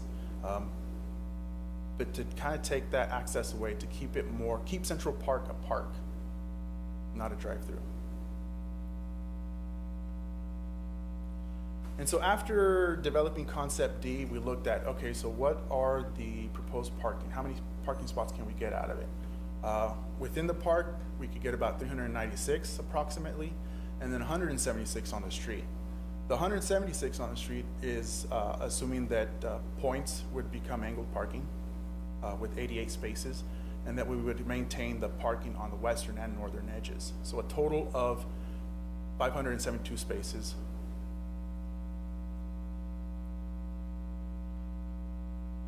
And then we also looked at the current land use. So currently, the land use for parking and roadways is about 6.4 acres. This proposed plan would reduce that down to about 4.4. Programming spaces, it would increase a bit with this new plan, but programming spaces could be extending a little bit further to the baseball field. You know, it's not something that's going to be concrete. Buildings would remain about the same since we're proposing to repurpose the old Parks building. Sidewalks and trails, we would increase the sidewalks and trails. That is part of what we heard in the survey. Is we wanted the community wanted to see more flow through both pedestrian and bicycle throughout the park. And so we would lose about approximately half an acre with this. However, we would definitely organize the parking lots a lot better and create a lot more enjoyable park.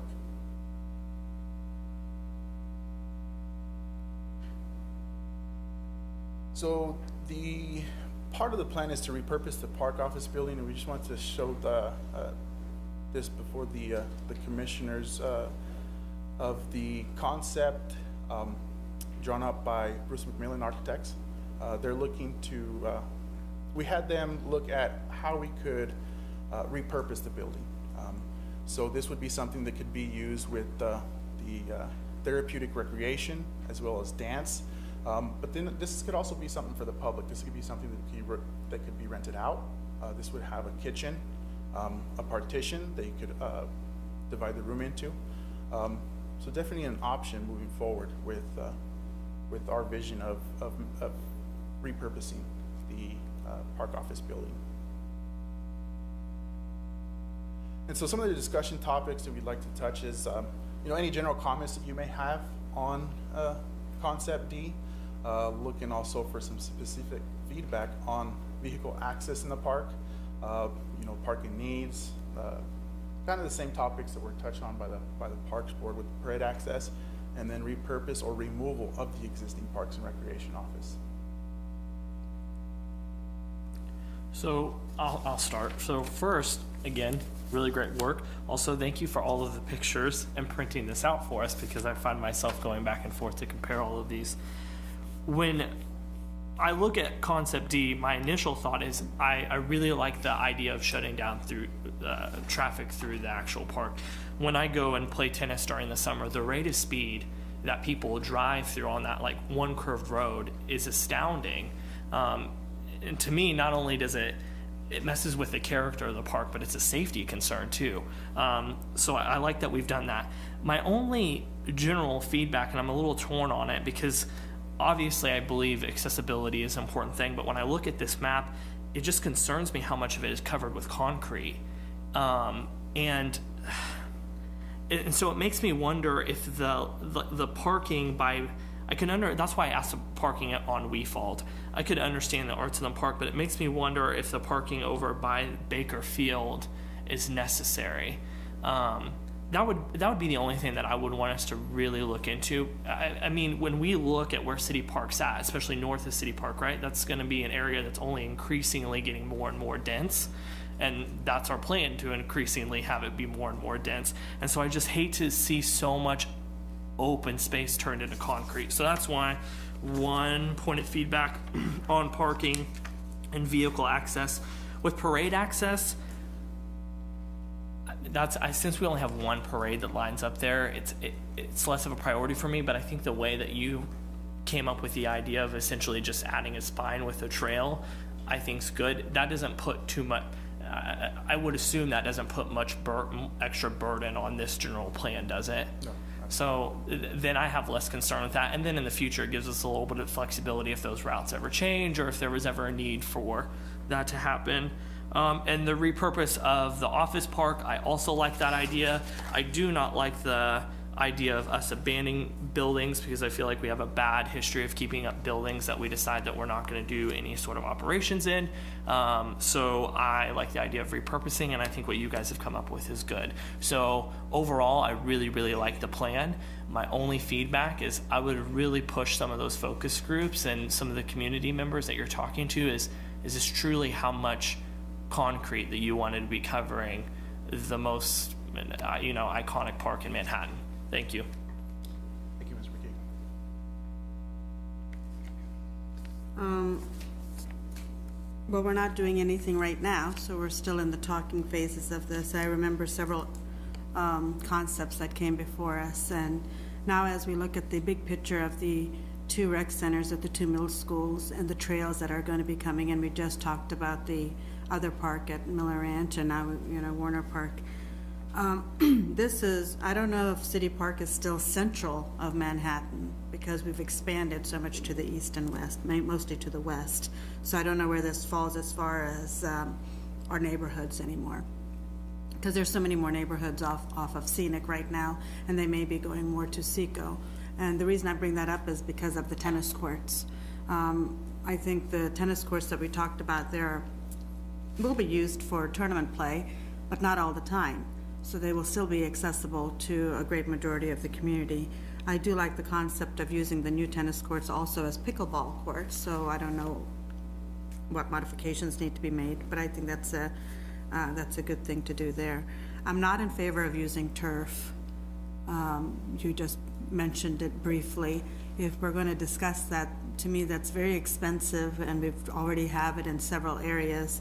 We're going to have it at Seco, and we already have it at Annaberg. So I'm not in favor for this. I don't think this one needs it, in my opinion, mainly because of the cost, and turf just brings about more heat, and I just don't feel it's good to have it all over town. When we talk about parking, I think it's good that we're looking at more parking spaces, but as we look into the future, we're also talking about an Aggieville garage. So that might be something that, will also be fitting into parking spots as we think about it. And we have to remember that it's not filled to capacity all the time. We have very few events when we have a lot of parking issues, maybe 10 events in a year where we have actual parking issues because of something happening at City Park. So I think sometimes we put parking ahead of all other priorities when we discuss concepts. So I don't mind if we have fewer parking spaces. You said 572 or something. I don't know what that would look like as far as around the area. I'm not in favor of having traffic go through the park. You have a lot of children, right now the way it is actually works rather well, because there's dead ends everywhere. You can't just go around really fast everywhere. So not having to put in new traffic ways for people to move through with their vehicles. I did like the concept of coming through and making that U-turn, that little round area, making a U-turn instead of having it flow right through. I think it slows people down and there's fewer accidents that way. Let me see, vehicle traffic. The parade is not a huge stopping point for me. I don't mind if we don't have accessibility to that particular parade. I think we can still have the parade and we can still start it off at downtown or a different spot. As we look at the Aggieville plan, it's going to look very different. It may not even go through the middle like it used to before on Morrow. I don't know what that would look like. So I think we need to not hold this design hostage to a parade, because that's going to look different in 5 to 10 years. That can start. And I don't know what bollards are. What are bollards? So essentially, have you been out to Warner Park? Yeah. So out there Not at that recently. southwest gate, at that southwest gate, they kind of have a gate there.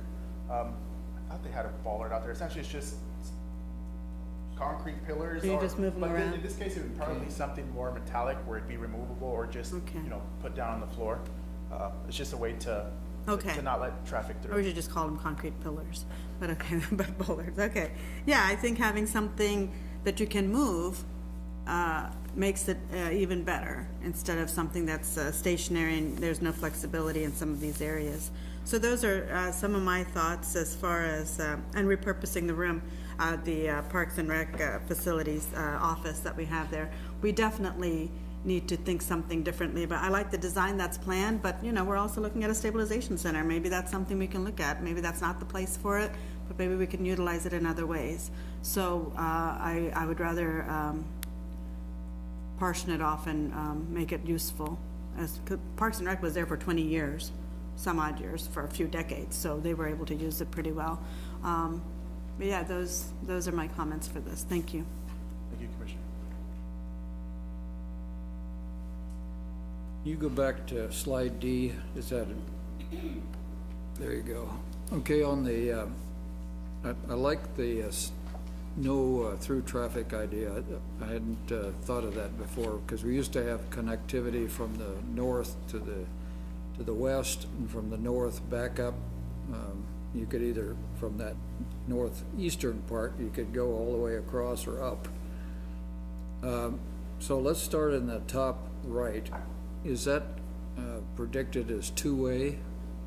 Yes. I mean, it has to be, because it's not very wide, but it has to be, because right now, it's a big pain to turn around if you want, and you can't go out there now. It's only one-way traffic.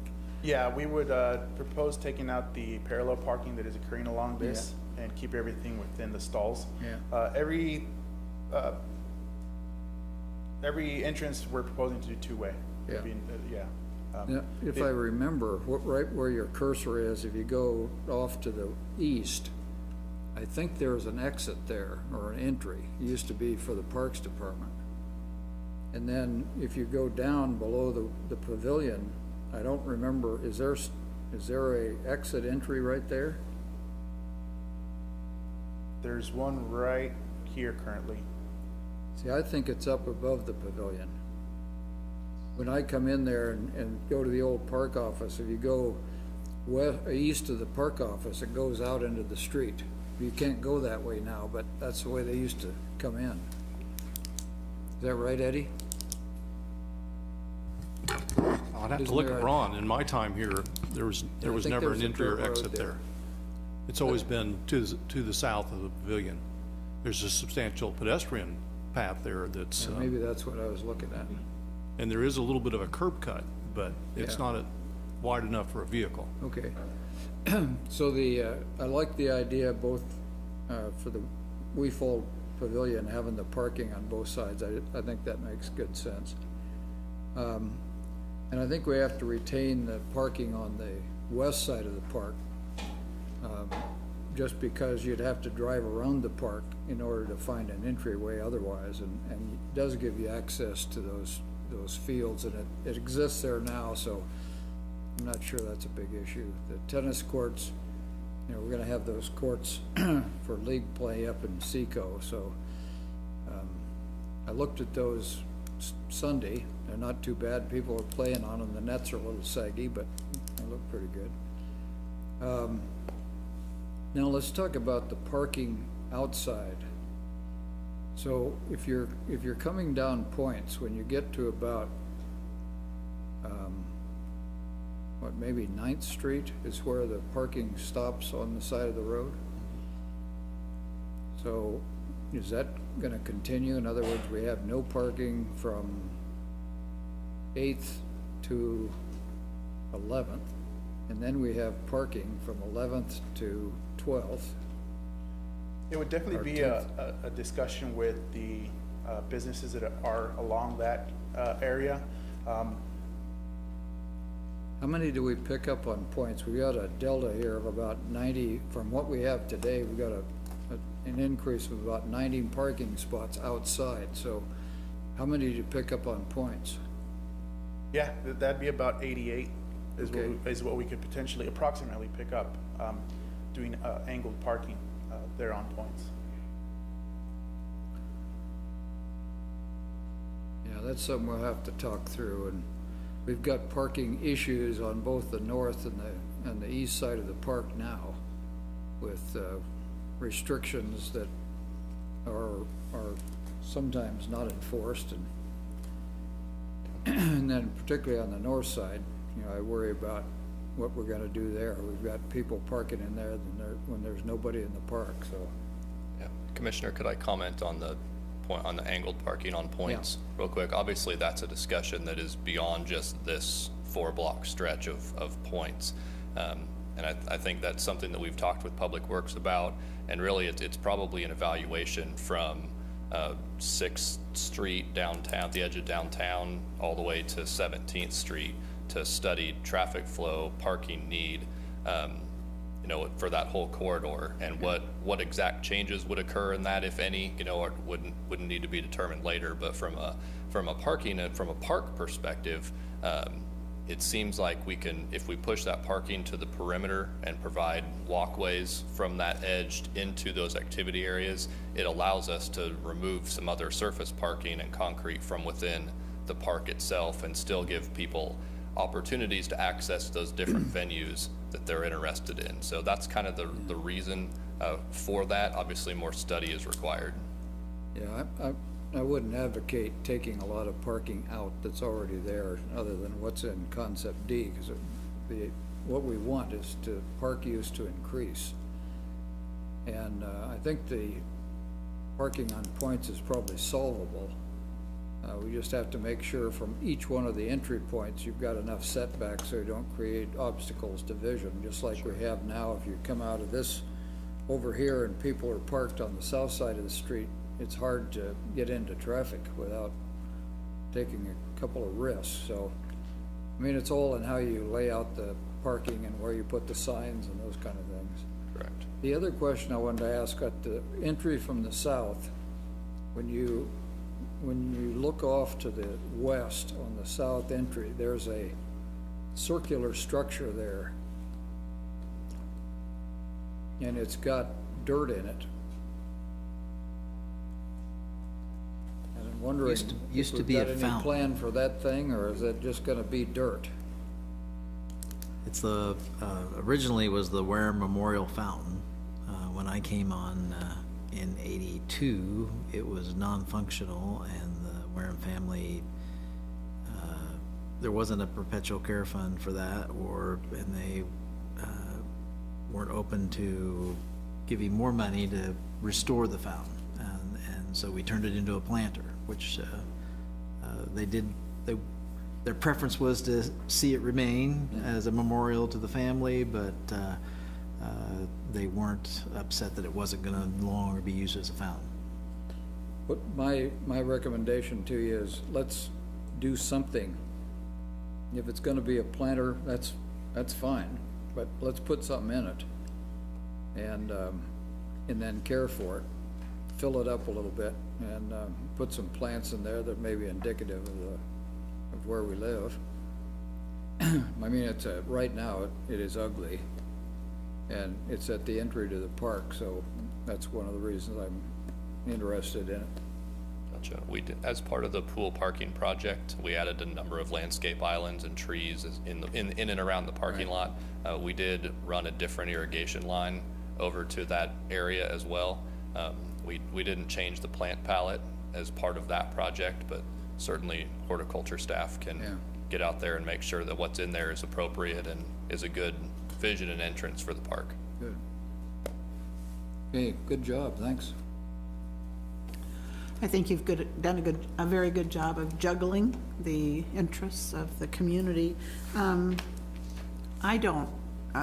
not convinced that the top right drive by the park office building is all that necessary.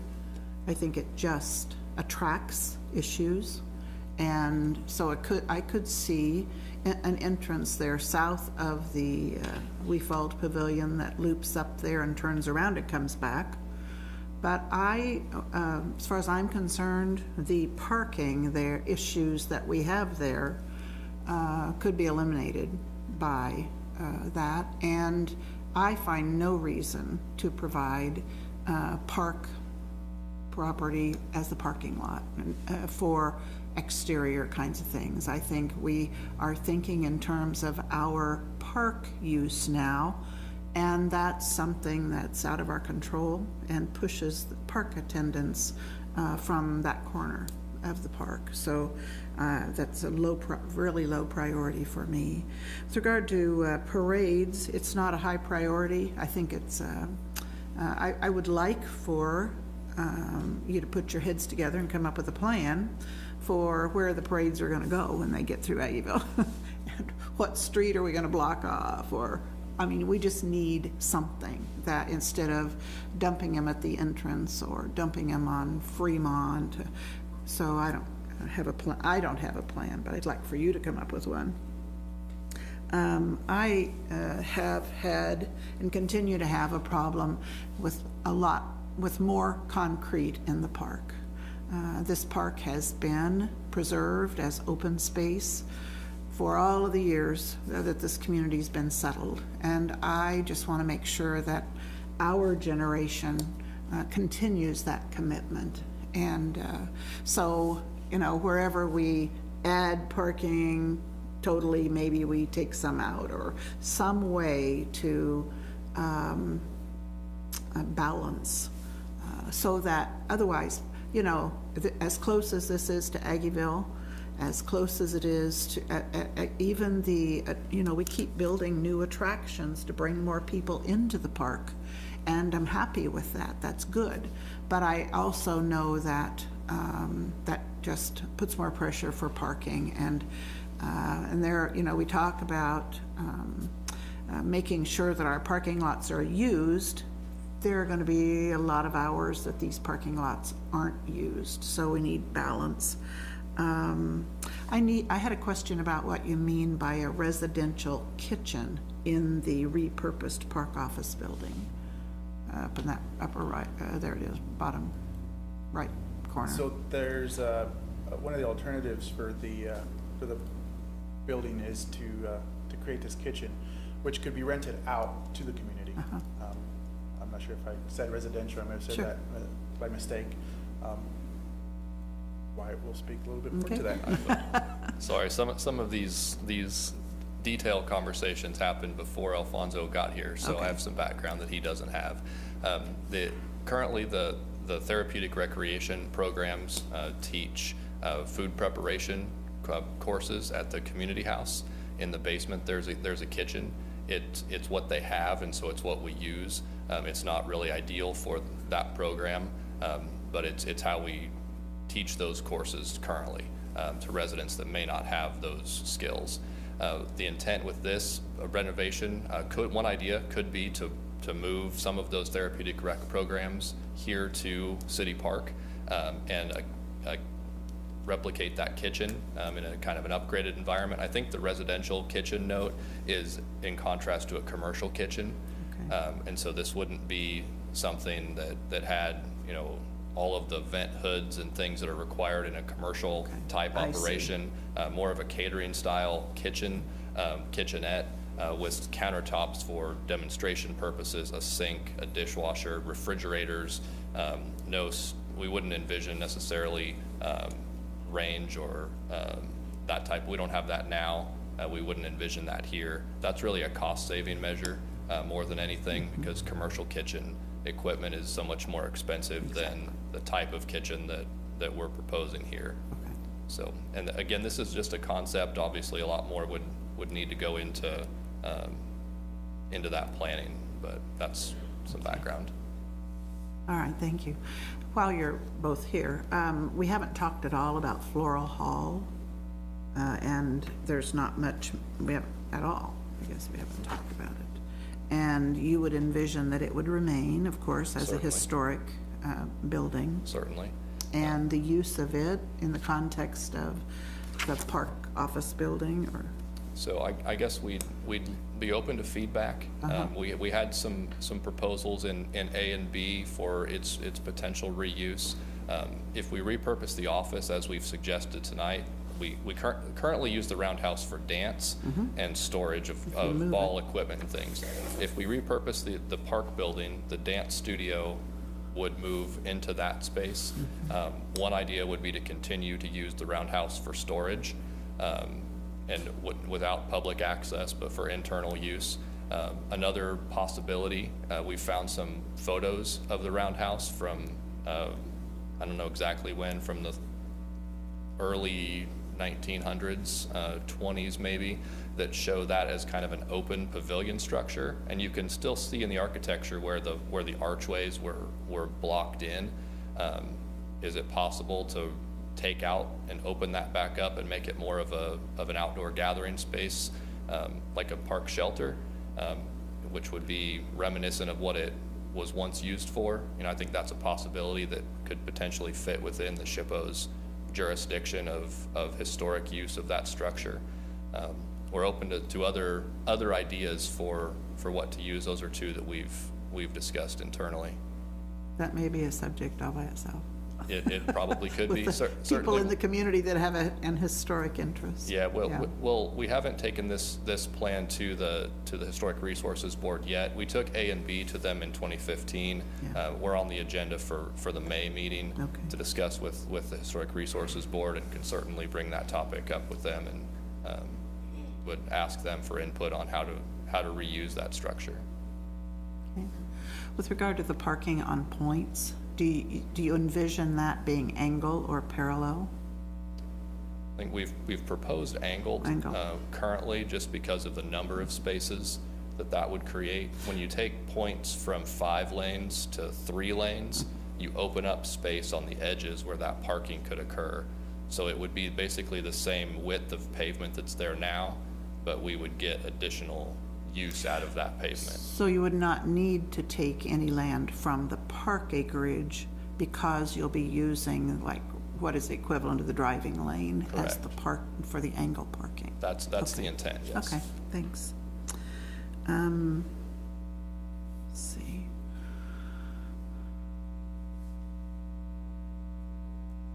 Let's see, we need to respond. Parking needs, parade access, repurposing of the building. I like the proposal. I think it'd be fine to have a kitchen in City Park. We are making sure that we have a kitchen in so many other facilities these days that it does make sense. And I do understand the need for a residential kitchen rather than commercial. I just want to be careful how much money we put into repurposing this building that was never supposed to be there in the first place. So as you think ahead, think about how much it's going to cost. And anyway, because I don't know that we've ever put a lot of money in it. We've just kind of made it last, make do, that kind of thing. So it might be harder to bring that up to, you know, what we expect to.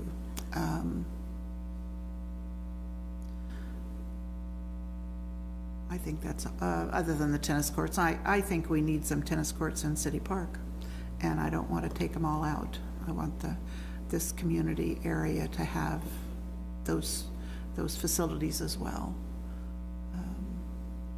Yeah, in this plan, some of the feedback that we got back from the community was the tennis courts that are right next to 14th. Some people felt like it was an eyesore. It was right at the edge of the park. They thought maybe something more in the center, so that's kind of where we went with this plan. And so I think currently there are 3 tennis courts in the middle. So we would expand that to 4, and then with the pickleball, what it would be, it'd be striping. Is the difference there that you could implement with the tennis courts. I could see the pickleball taking priority over the tennis, crowding the tennis people out based on the demand. careful, based on the demand. I am not a fan of turfing the field, just because of the expense. And Artificial turf. that's what I mean, artificial turf. I'm not a fan of artificial turf, if I have to say that, so much, because I view this as more of a passive park, not an athletic field like we have at Seco or Annaberg, where there's an intensity of play. And having said that, I appreciate the need for durable surfaces and durability. So I like having that ball field there, so it's a good. Have you where would you have the fairs and festivals that you are, where's your activity area that you expect to have, let's say, the reenactors or the craft festival or something like that? What were you thinking? I think I remember one of the fairs occurring out in this green space area.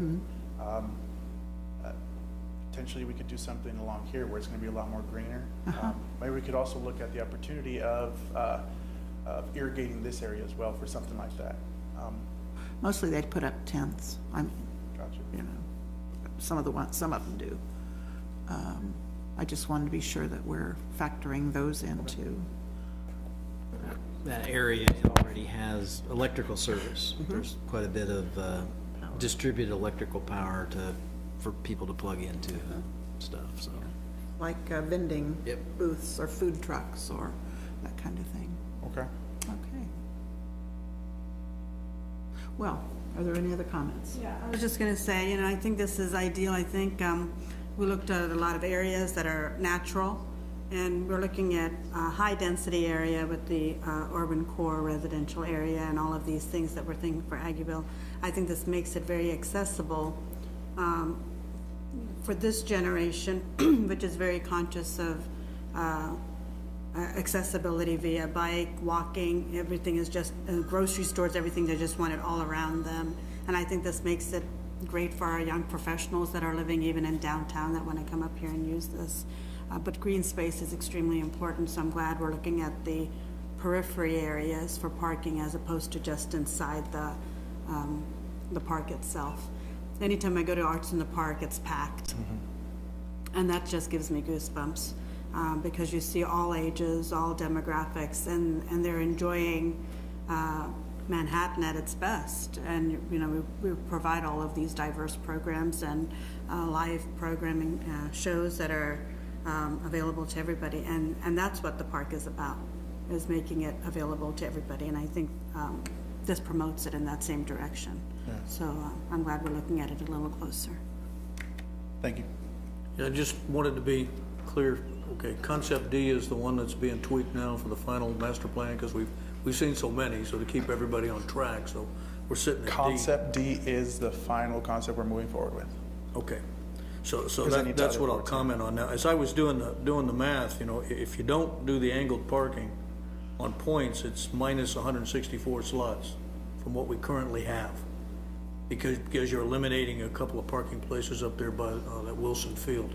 And I don't have a problem with that, but everybody just needs to realize, if the points thing doesn't go in, you're looking at minus 164. So the concern about green space, I think this thing addressed it. The other thing, I like the idea of putting those bowlers in there. I agree we shouldn't have people driving through the park, but we need to be able to do that 5 or 6 times a year so that you've got a place to disperse those parades, because I don't see any other way.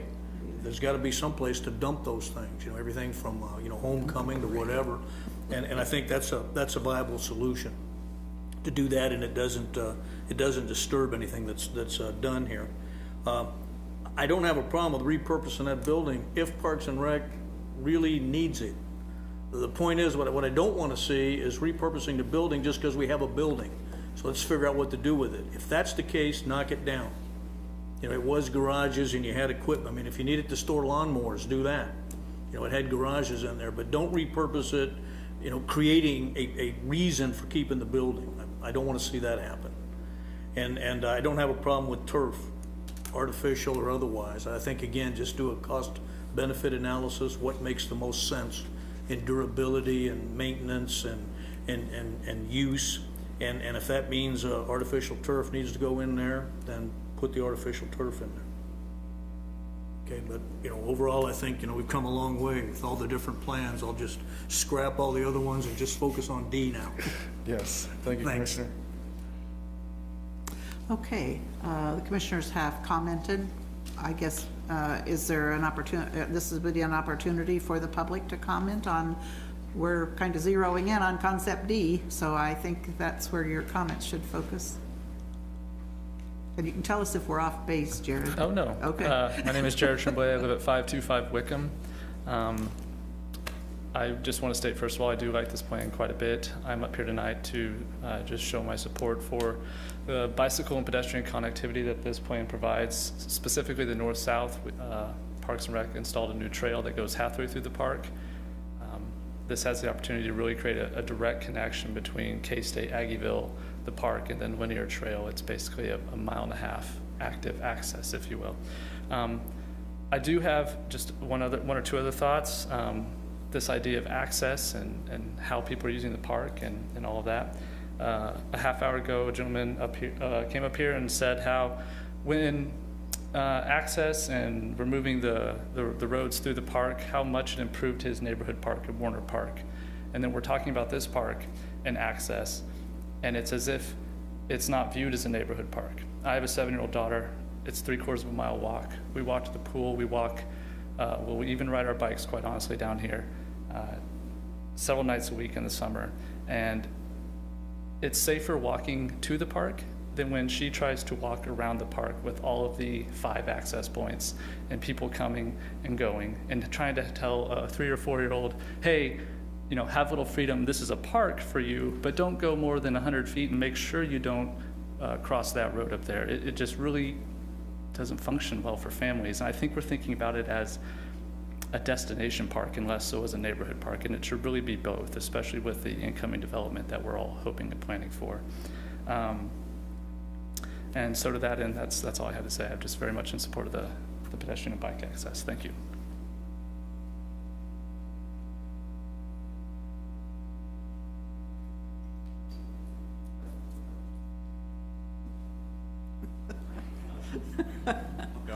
Hello everyone, my name is Brendan Cleaver. I live 1405 Pierre Street.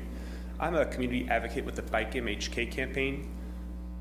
We celebrate, educate, and advocate for safe cycling here in Manhattan, Kansas. And we do this work every final Friday. We host a community ride that meets up in Aggieville.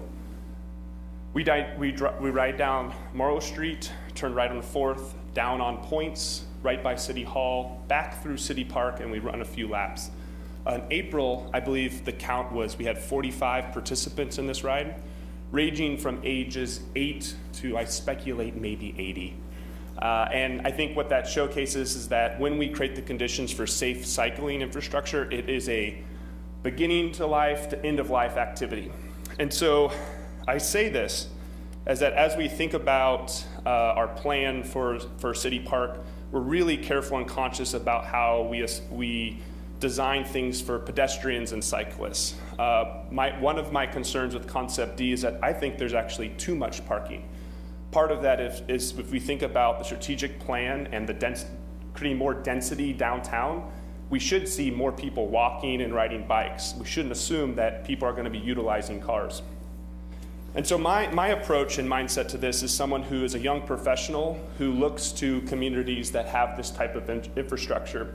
So if we're concerned about attracting and retaining young talent, they're not concerned about parking spaces. They're concerned about walkable cities. They're concerned about being able to ride their bike in safe ways. I've heard some of the commissioners talk about angled parking. Well, that's like the number 1 thing that cyclists don't want to deal with, because when cars back out, they can't see the cyclists coming in. So parallel parking is a safer option for cyclists. So I would really encourage you to, pause on Concept D and think about how the parking actually impacts cyclists and pedestrians, and maybe ask questions about if the strategic plan has more density in the area. Maybe we don't need to assume people are going to be driving to the park. Perhaps they would be walking or riding a bike. So, thank you. If you got just a minute, I wanted to ask you a question. I guess this is a request based upon your advocacy for bicycles. One of the things I notice that is, maybe to use your term, end of life, is that a lot of our bicyclists don't wear reflective clothing. So when I'm going home on 17th tonight, I can guarantee you there'll be 2 or 3 bicyclists somewhere on 17th or up on Anderson without reflective clothing and no reflectors on their bicycles.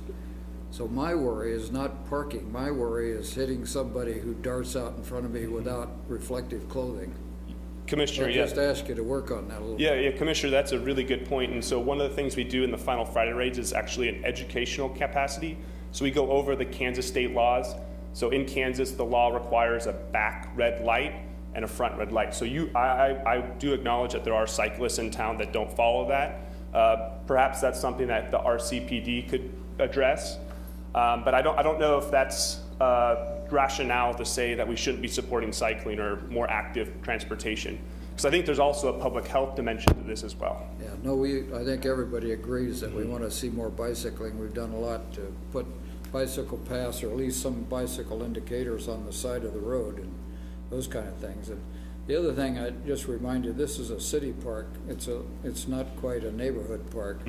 So we've got a lot of older people who would be disadvantaged by not being able to drive down there. So, I mean, it's all about balance. Yeah, and that's a really good point. So one of the things that the Bike MHK campaign is concerned about is equitable transportation to different areas. And so because of the location of City Park, it really represents a north-south route for cyclists. So when we think about connecting Kansas State University to City Park to the linear trail, then having access to the different neighborhoods, that's why I think City Park deserves to be treated in a different way, because it has the potential to really be a crossroads for safe cycling infrastructure in Manhattan. Thanks. Thank you.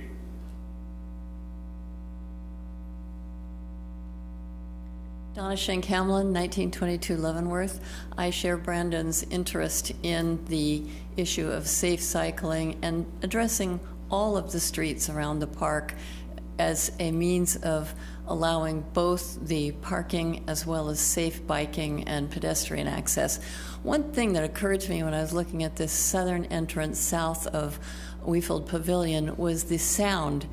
And though we have great stage technology, the distraction when there's a lot of traffic right behind that theater for summer performances, a little finessing, if we're going to increase by what it looks like 65 spaces, would be to finesse what kinds of vehicles are allowed there, with maximum priority for drop-off points for people who actually need help, assistance getting from their cars to seating, and just some prioritization of what kinds of vehicles are parked there might reduce the noise effect and the distraction from the performance.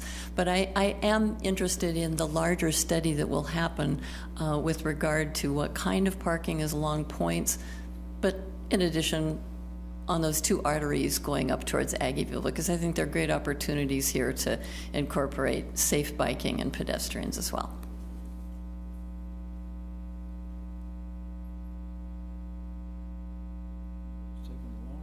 Yeah, hi.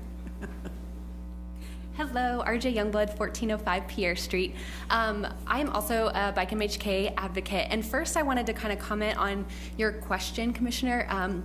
In that I think that part of the challenge here in Manhattan with people being aware of cyclists and kind of knowing where they are is both educational, and that cyclists need to be aware of their commitments and responsibilities to riding on road spaces that they share with cars, but also one that's cultural. And kind of anecdotally, I've observed here in Manhattan, Kansas, that our cycling infrastructure, in terms of whether it's safe and accessible to do it in the ways that are appropriate for cyclists to use, are not often as safe or the safest way to do that as a cyclist. And so people that are maybe more uncomfortable and inexperienced look then to ride maybe on the sidewalk, causing like some issues with pedestrians, or doing it in ways that kind of impact maybe people that aren't expecting them to be there. And so part of that, I think, is just working to continuously create the infrastructure that Manhattan, Kansas needs so that everyone is safe. And then also, I think that will impact just vehicles' awareness that there are cyclists out there using the same spaces as cars, maybe. And so I just kind of want to offer that as a little comment and also rationale for why I think that focus on, in the plans for City Park, that we do need to focus on creating safe infrastructure and pathways, and increasing cyclist and pedestrian activity in the park. So concept D, while I think it's starting to kind of get on the right mark, it does seem like there's still a lot of parking there. And I think that I'm support, as an added voice to the conversation, about increasing pedestrian and cycling inside the park. I have a really quick question, Sure. because you talked about some of the infrastructure that we have for bicycles maybe not being as safe as it could. Sure. The one area that I always think about when I think about bicycles is the Manhattan Avenue and what we've parceled off for bicycles. Do you consider that to be safe? No. Because it terrifies me. It's, as you a know, and that's the driver. route that I use, honestly, to go home. So I work at Kansas State University and kind of head home that way because I live on the south side of Points. And I actually have been riding with someone while they were hit because like a car, the light backs up, you know, and then everyone's kind of rushing to make the right-hand turn onto Bluemont, and they cross over into that bike lane and ride kind of on the sideway in the bike lane. And I think part of that is just there's not a lot of room, but it also seems like cultural too. We don't even expect people to be using the bike lane there. So I think that's a challenge. It's also kind of a really small space, and it's the only one that we have, to my knowledge. That might not be true in town. Yeah, so Okay. I just wanted to be sure that when we think about safe bicycle infrastructure, that's not Yeah. something we should use as a I model. think it's a starting point, but that particular location is pretty challenging, I think, and still pretty dangerous. Thank you. Does anyone else have an opinion and would like to come forward? Hello, Brendan Cleaver again, 1405 Pierre. And to address your question, Commissioner, when we look at the research, there's a lot of research on this, and there's a lot of models of other towns. It looks like we have an opportunity here in Manhattan because we haven't invested in the type of infrastructure, bicycle infrastructure and pedestrian infrastructure that other communities have. The model that other cities have found success in is with protected bike lanes and concept of complete streets.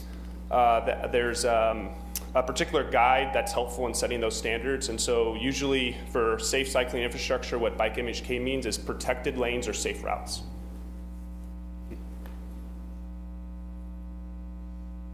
Anyone else?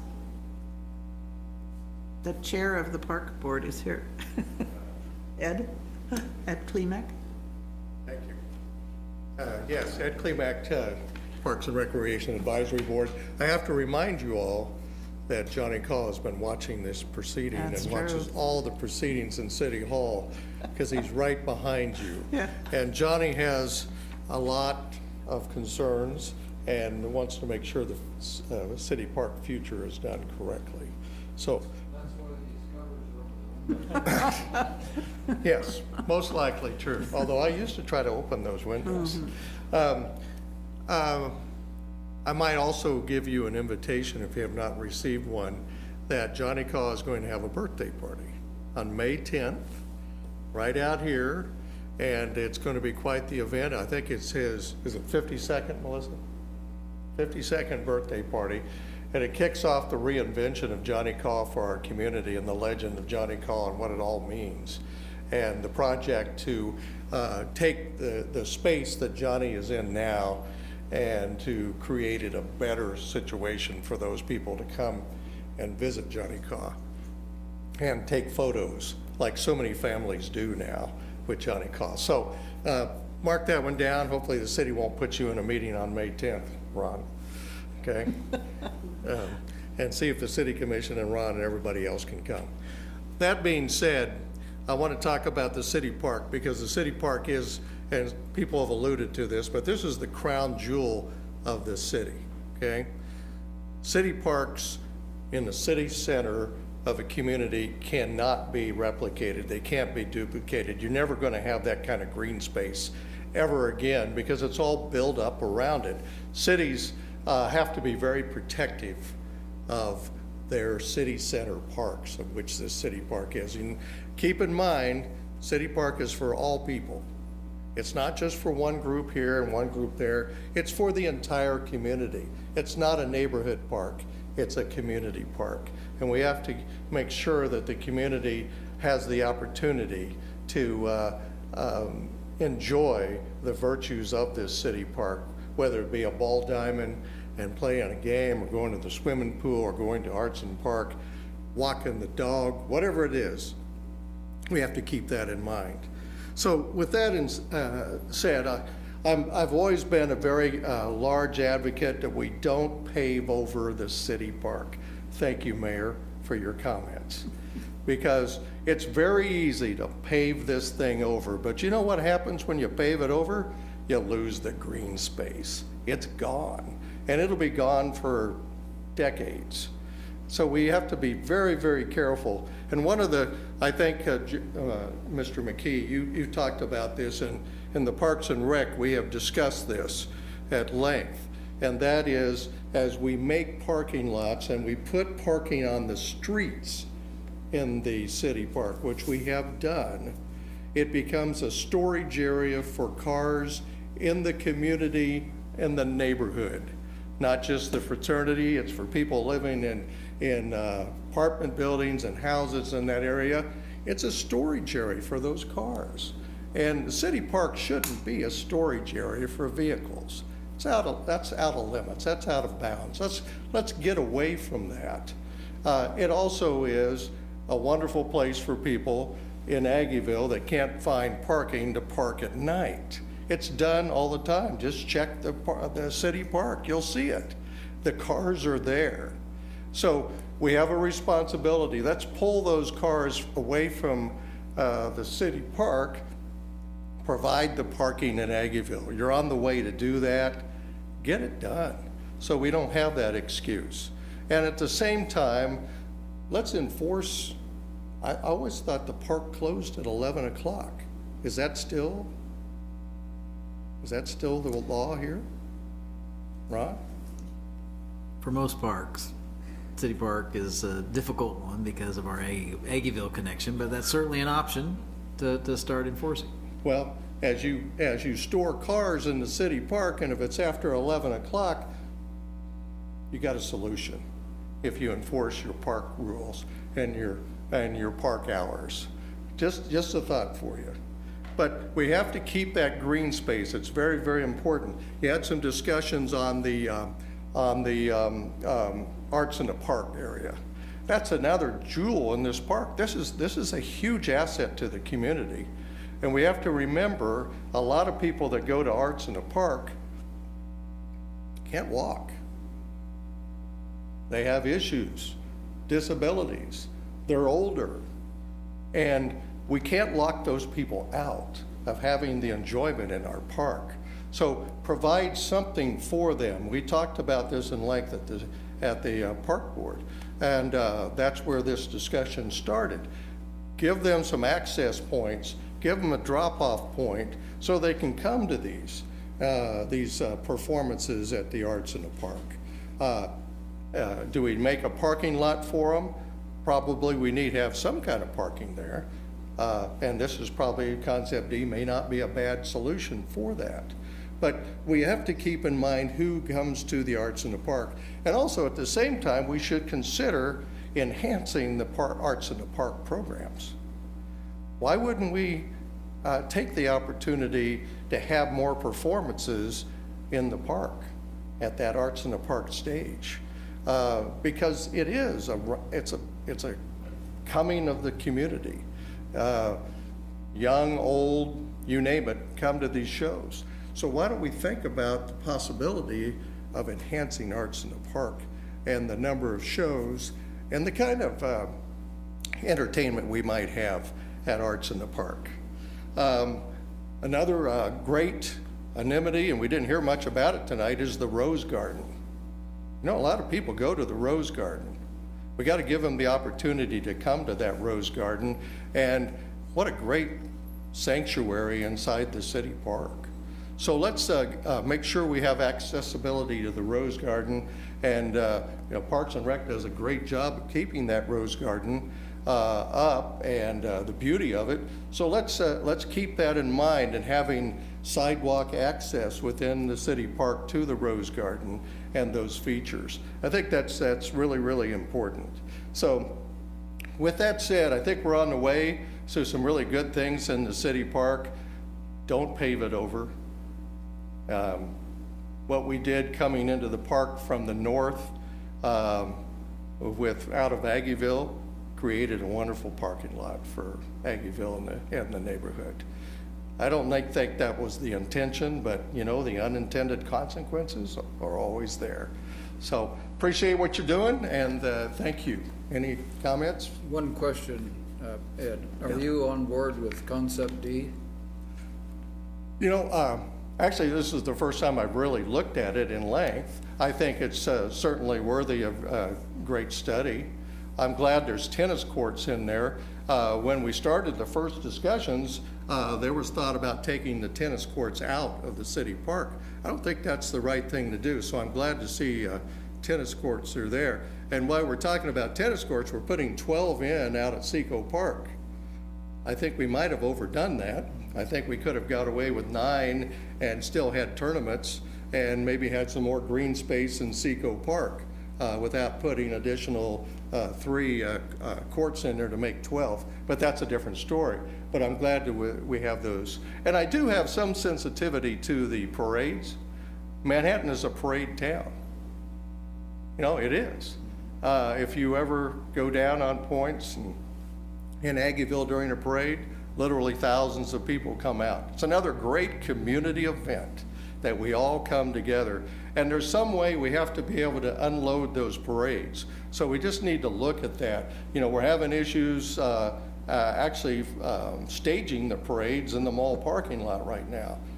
Well, so either end of it, staging and then the end of the parade, if we don't accommodate for that, where the parade's gonna go. And I don't think we want to take those parades away from the people, because it's a family thing. We need to have them. So other than that, you know, I need to look at it more, Commissioner, and I think we're on the right track, though. Appreciate it. Thanks. Thank you. Thank you, Ed. Does anyone else wish to speak about the City Park Master Plan? Okay. Could I ask, can you do one more thing for us with your cursor, maybe?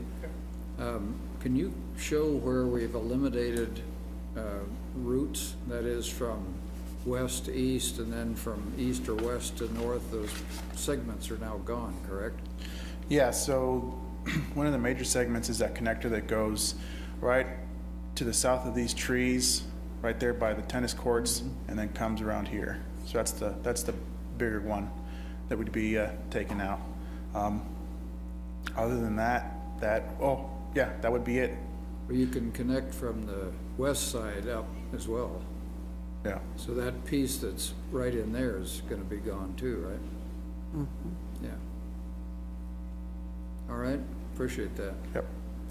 But then to clarify, if you do the boulders, it'll be gone for through traffic, but there'll still be a road there, or some pavement, or some stones or something, so that it can be used, 5 or 6 times a year. Yeah, and that's in one of the studies that was done on the pedestrian counts, one of the major bike routes through the park is here on Osage around, and then I have that not properly labeled. That's Humboldt. Goes up and around, and that's one of the major bike routes that we wanted to maintain. To your point, Commissioner, I think that on a short-term basis, I think we would envision potentially leaving that roadway and with bollards so that we can immediately reduce traffic without much cost and be able to open things up for parades. I would hope that long-term, those roads can actually come out and we can have proper at-grade trails that don't require you to step down off of a curb and channel stormwater and all of those things, and that we do open the core of the park up to bicycles and pedestrians and not vehicles. And then I think this pedestrian spine idea that runs along North Manhattan is something that we've started. I really do think with some additional exploration, we can you know, find a parade. I think that's an answer to the parade question, to allow 5 or 6 times a year vehicles or parade access to utilize that pathway, constructed in a way that we could have it wide enough to use that, but the majority of the time it's a pedestrian and bicycle pathway through the park to connect K-State to Linear Trail, as you've heard others speak of. I'd like to make sure that that north-south there doesn't become a road ever. It's not going, I would hope, never become an extension of, I guess it'd be North Manhattan Avenue. That's not, I mean, that kind of butchering of the park, I think, would be a travesty, so, anyway. Absolutely, and it's interesting, you know, the conversation of parking and vehicle access in the park is a long conversation. You know, we have plans from the early 60s that talk about how there are too many roads and too much parking in City Park. Because if you look back at the original plan for the park, there were 3 times as many roadways and hard surface areas. They may not have been concrete at that point or asphalt, I don't know what they were, but the number of roadways and space dedicated to vehicles or carriages, I don't know, at the time, is substantial. And so over time, I think we're doing better to reduce that hard surface, but you know, maybe we need to find the right balance still. Okay. Well, I think we're moving along. One of our goals this year, even though we haven't finalized them, we're about to, I think, is to complete the master plan on City Park and complete a master plan on Warner Park. So we're making progress, and we thank all of you for your participation this evening. And I think we'll just adjourn. Thank you very much. Commissioners.